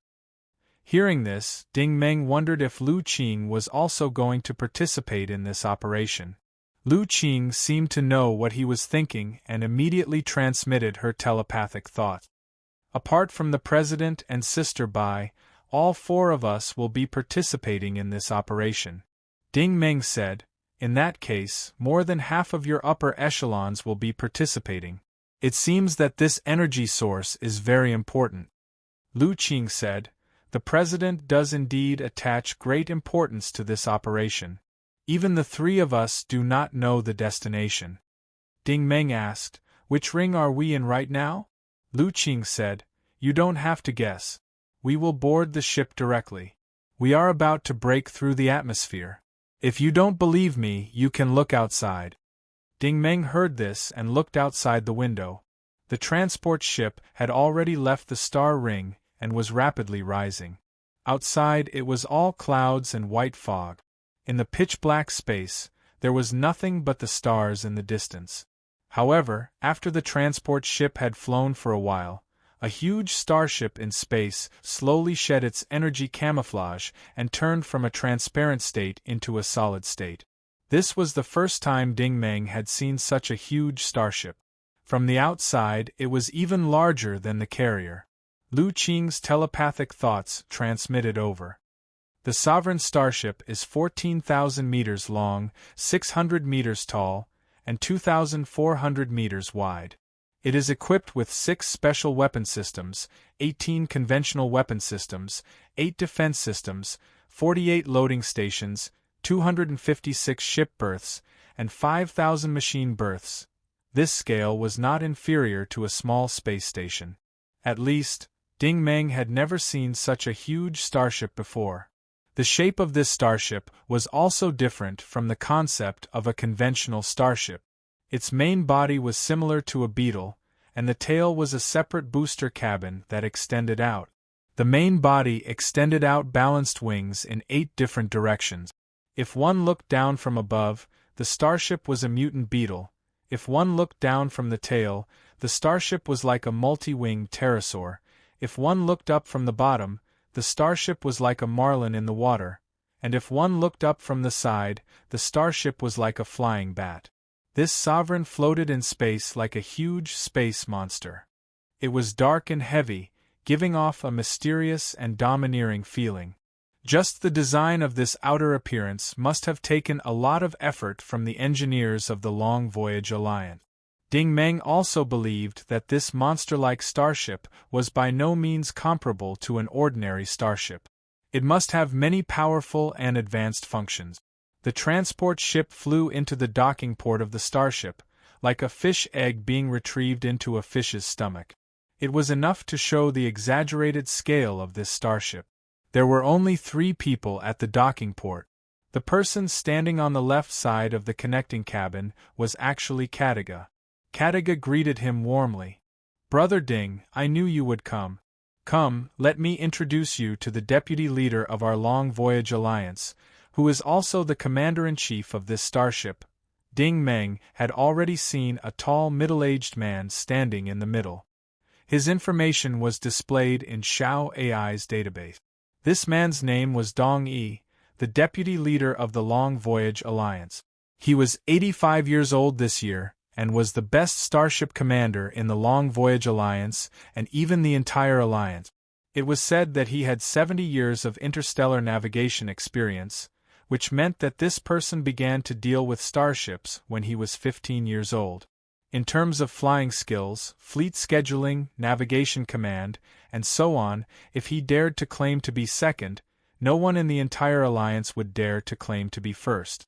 Standing on the right side of Dong Yi was a beautiful woman with blonde hair and blue eyes.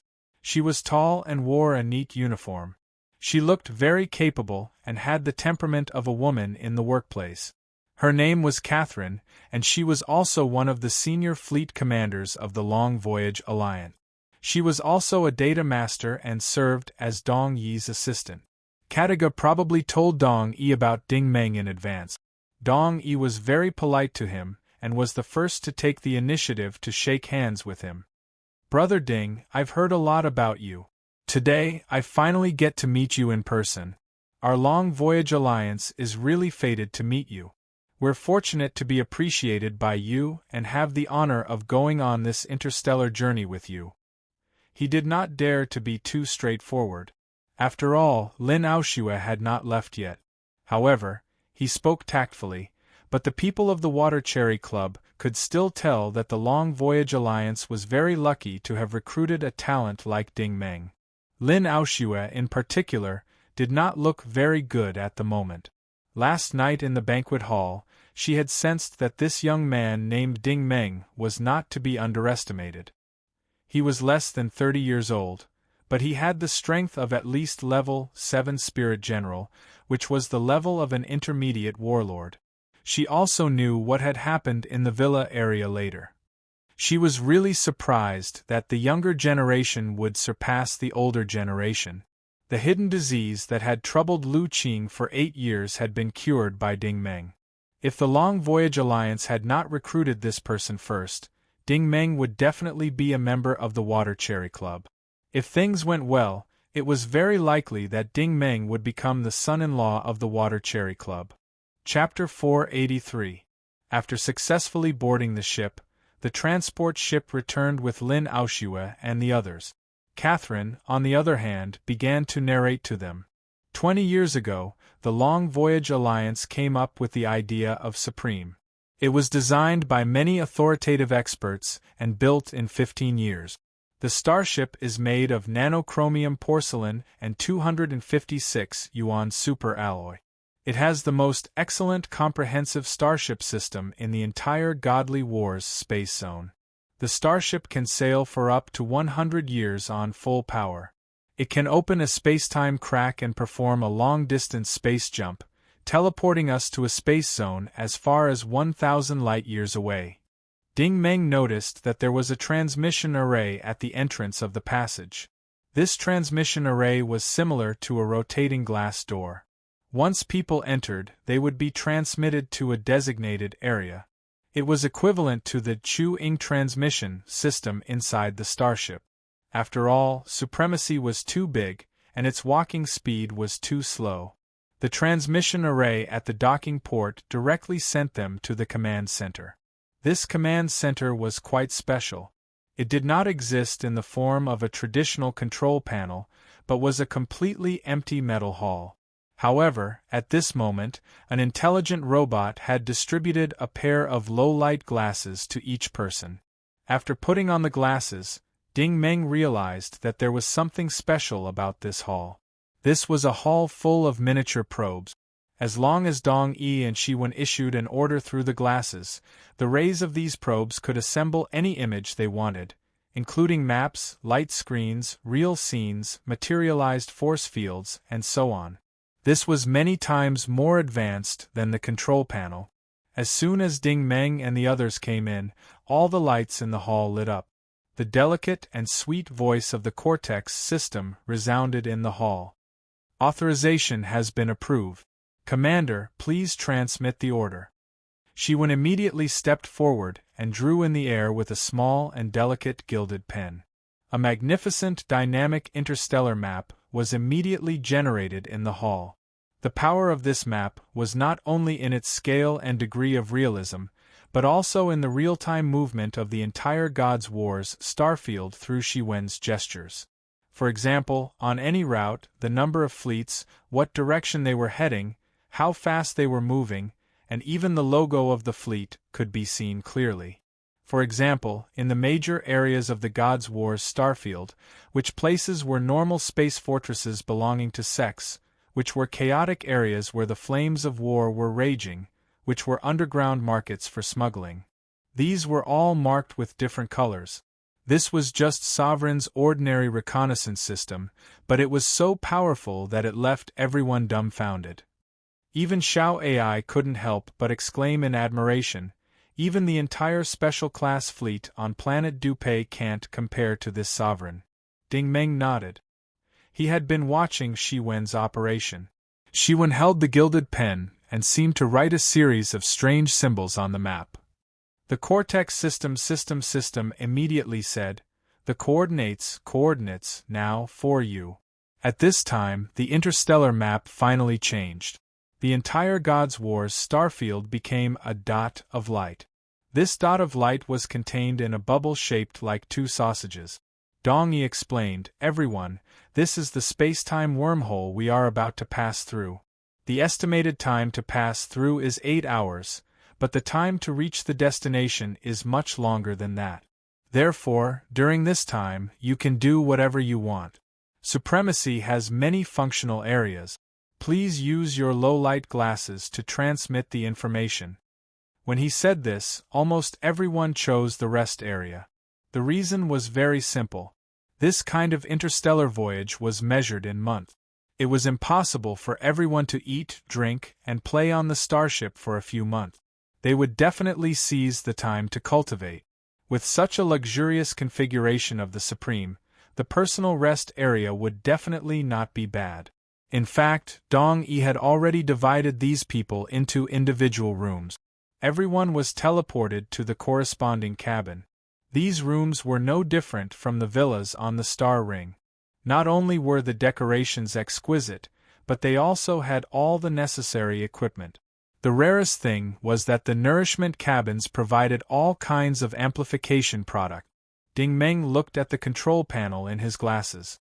There were hundreds of them. In terms of quality, they were all very effective amplification agents. However, Ding Meng would not touch these things. It was still the same principle. Amplification products manufactured by industrialization should be avoided as much as possible. After inspecting the facilities in the room, Ding Meng did not enter the induction cabin. With his current strength, it was meaningless for him to cultivate for a short period of time without a large amount of energy. From Xiao AI's point of view, Ding Meng hadn't even completed the beginner stage of the cultivation technique. The 10th origin was a towering mountain that lay in front of him. If he wanted to climb this mountain, it wouldn't be as simple as spending time absorbing origin energy. He would also have to rely on the blessing of the heavens. Without a good encounter, it would be impossible to complete this feat. This was because the amount of energy required to forge the 10th origin was astronomical. Ordinary energy sources could not meet this requirement. Secondly, it was a matter of time. It did not mean that it would take a lot of time, but the key was that he could not be disturbed during the cultivation. However, by the standards of the Holy Grail Federation, Ding Meng's energy had already surpassed the level of an intermediate warlord when he tempered the first 9 origins. Since coming to the God War Star Zone, Ding Meng had not met an opponent who could rival him. If he did, he would definitely use his energy to the limit. At that time, Ding Meng would still be able to compete with a battle sage. Therefore, Ding Meng chose to temper the Green Spirit Divine Tree in the beginner stage of his consciousness. The Green Spirit technique was more suitable for him at this stage because it was fundamentally different from Mao Xing's technique. Simply put, Mao Xing's technique was very sharp and domineering. Take the mind manipulation technique as an example. It used telekinesis to invade someone's brain in a simple and crude manner, causing them to suffer from selective amnesia for a short period of time. The Green Spirit Divine Tree had a simple technique called the Evergreen Illusionary Spirit Technique. It was much gentler. It used telekinesis to form a barrier between the enemy and Ding Meng. The telekinesis wall's function was camouflage. It blended in with the surrounding environment. In the eyes of the enemy, they would only see the normal environment and would not be able to see Ding Meng. To put it bluntly, it was a camouflage.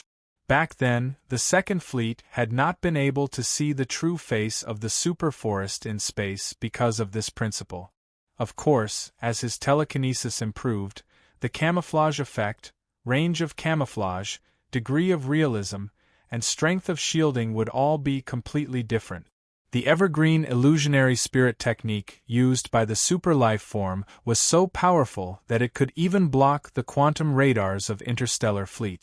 Now that Ding Meng was using this technique, at most, only origin ability users who were weaker than him would not be able to see it. In short, the Green Spirit technique was a complete system that could be gradually strengthened through cultivation.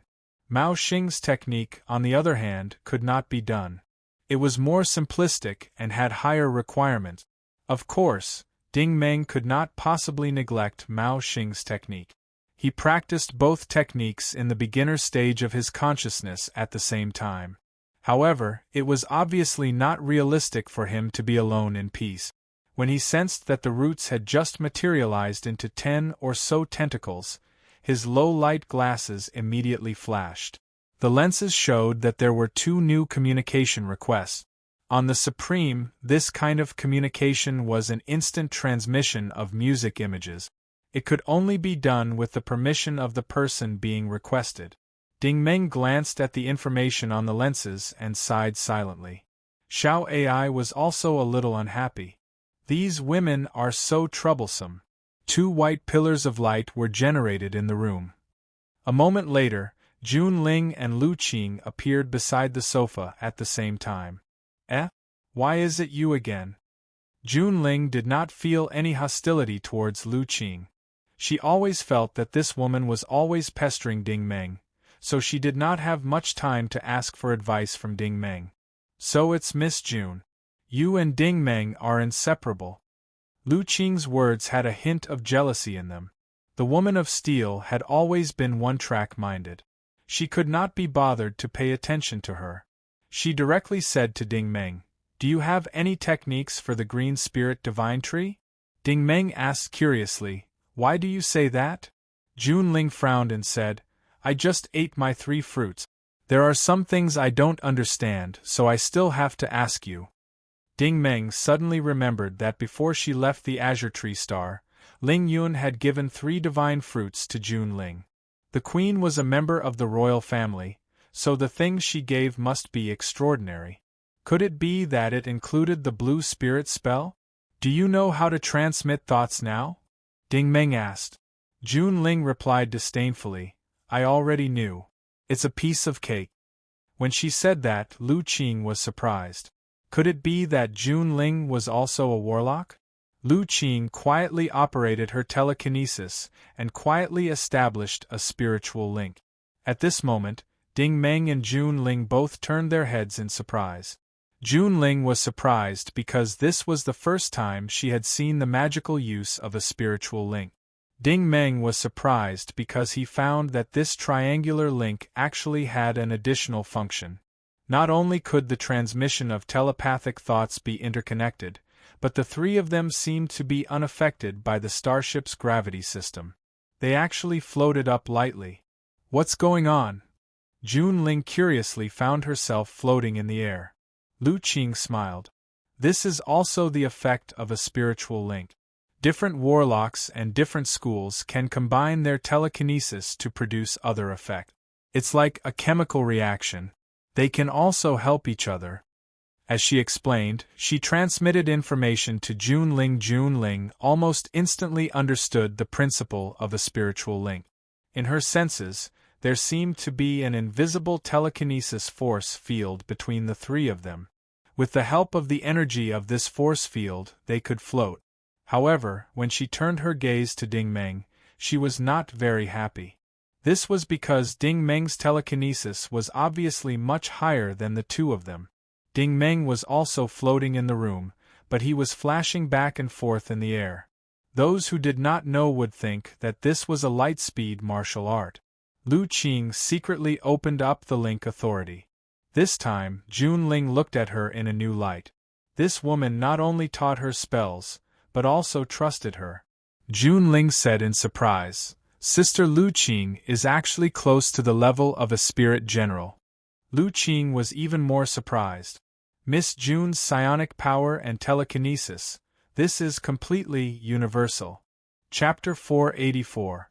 In the center of the room, Ding Meng, Jun Ling, and Lu Qing sat down cross-legged, forming a triangle. It could be clearly seen in the telekinesis vision that, with the activation of the 3 people's telekinesis, this triangle produced a brilliant and colorful force field. The telekinesis of this force field was mainly led by Ding Meng and assisted by Lu Qing and Jun Ling. In an extremely short period of time, a materialized green spirit divine tree was created.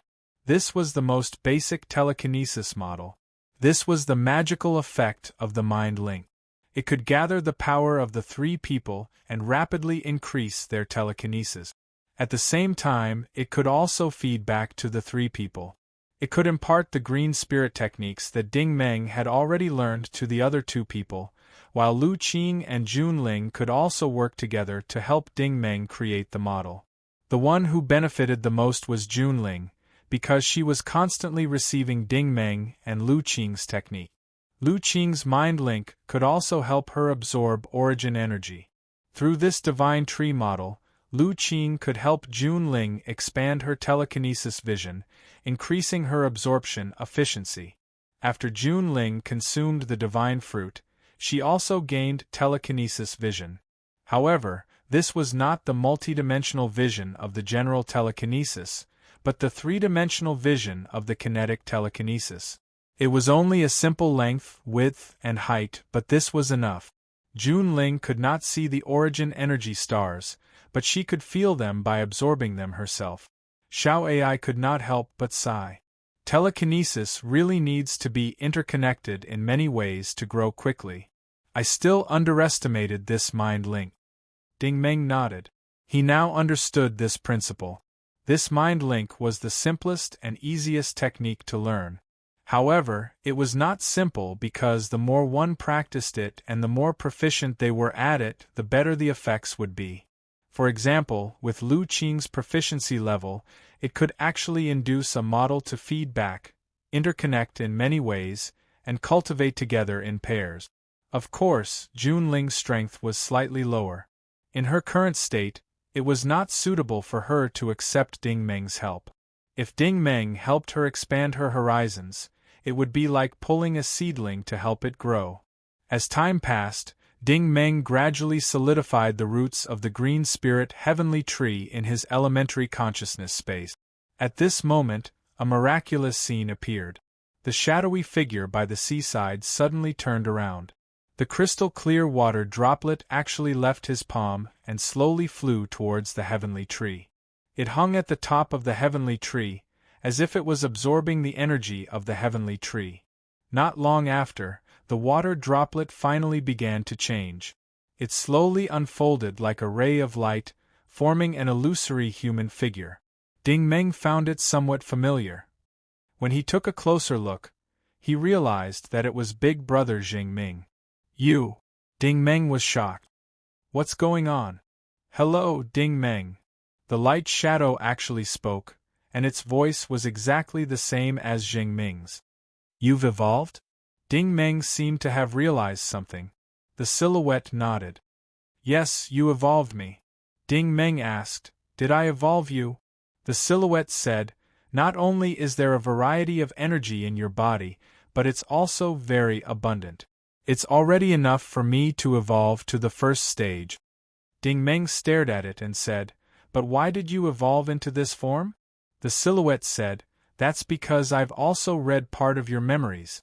I chose one of the targets based on the experiences provided by your memories as a reference. Ding Meng said, You can read my memories? The silhouette said, No, but I know everything you've experienced since the expedition. During this period, you often recall many things in the past. In these memories, there are many people who had a great impact on you. As long as you can remember them, I can see them. Strictly speaking, these people and things will also become my memories. The silhouette waved its hand as it spoke. Ding Meng immediately felt a subtle transmission of telepathic thought. This silhouette could actually use telekinesis too.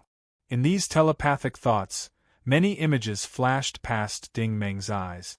Brother Jingming's sacrifice, Mr. Yu's burning of life, the little girls turning into an ice sculpture, the bracelet that little Four played with all year long, Xing's defying dodging, Silman's unwavering determination. Among these people, Zheng Ming's image was the clearest and most prominent.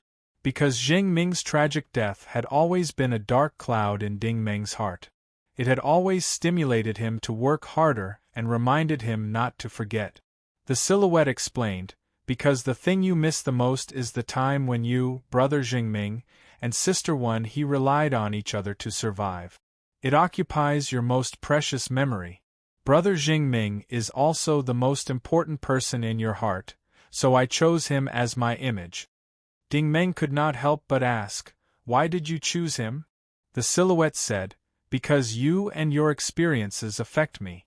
Objectively speaking, I'm both your soul and your inner demon. Ding Meng obviously did not understand this. The silhouette could not help but say, actually, the core system can explain it for you. Xiao AI was surprised. You know of my existence? The silhouette said proudly, you underestimate me. The power of the spore race is far beyond what you intelligent programs can imagine. Xiao AI smiled bitterly. You are indeed a water droplet. The way you talk is exactly the same as Chu Ming Liang. The silhouette said, Chu Ming Liang? I know him. Xiao AI was surprised. You remember what happened on the expedition? The silhouette said, Of course I know. Xiao AI was stunned. You know? Then why did you? The silhouette interrupted her.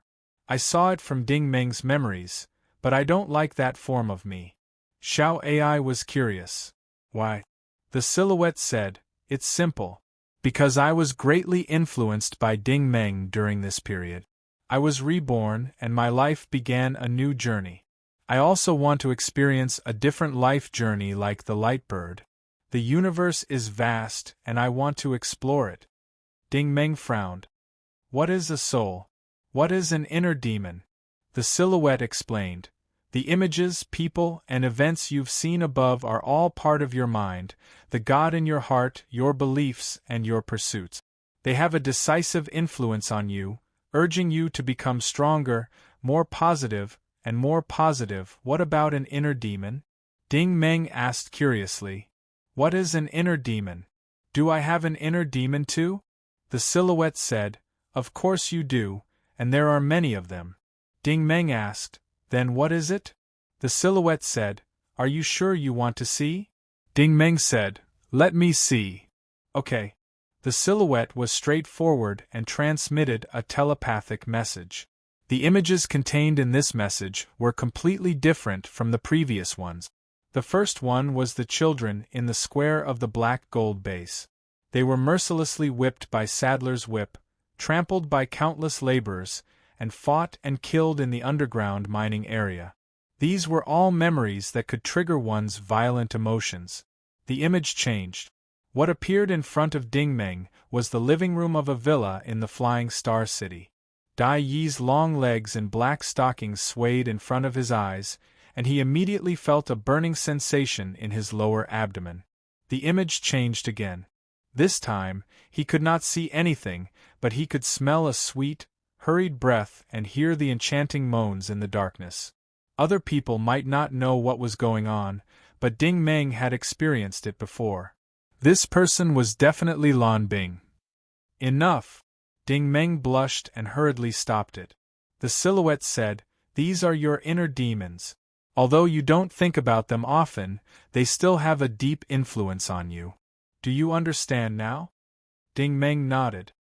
I understand. But what's the use of these? The silhouette replied, Of course it's useful.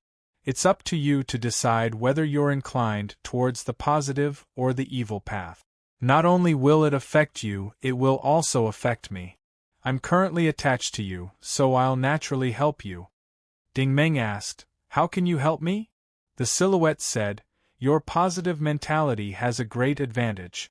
Why don't you activate the psychic model in the room and try to infuse the telepathic message I've transmitted to you into it and then activate it?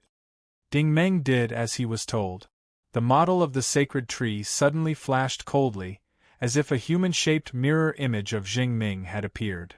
The mirror image swung its saber backward and slashed at the air.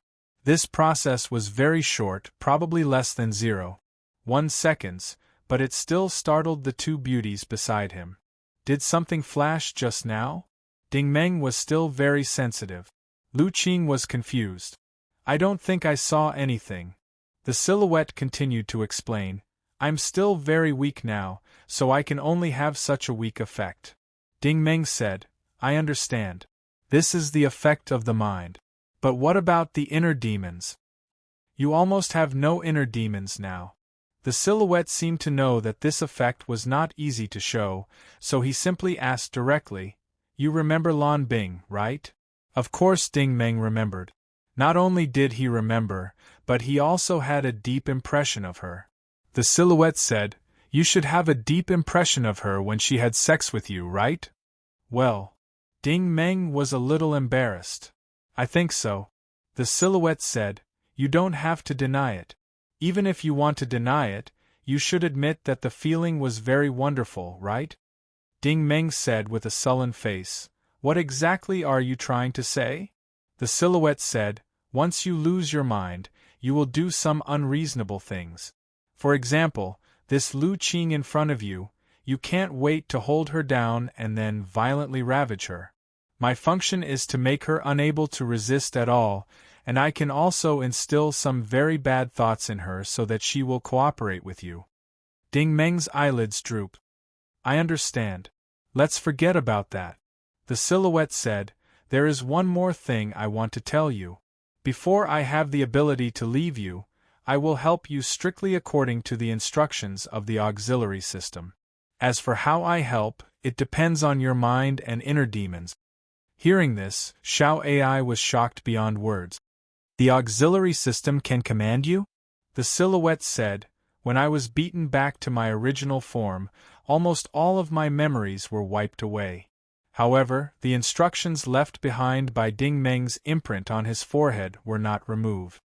Ding Meng was also dumbfounded when he heard this. He did not expect little rascal to be so powerful.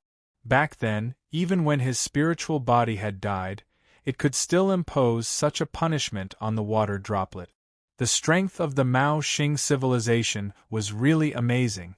However, the silhouette took the initiative to change back to its water droplet form and returned to the virtual shadow's hand. Alright Ding Meng, I'll leave you for now. You have things to do now. Ding Meng also heard it. The voice of the mastermind's system rang out in the room. All crew members, please take note. The ship is about to arrive at the destination. All crew members, please return to the command center in 30 minutes. You're tuning in to the Phoenix Knights YouTube channel. Don't forget to subscribe and join us on this journey to catch the most captivating stories.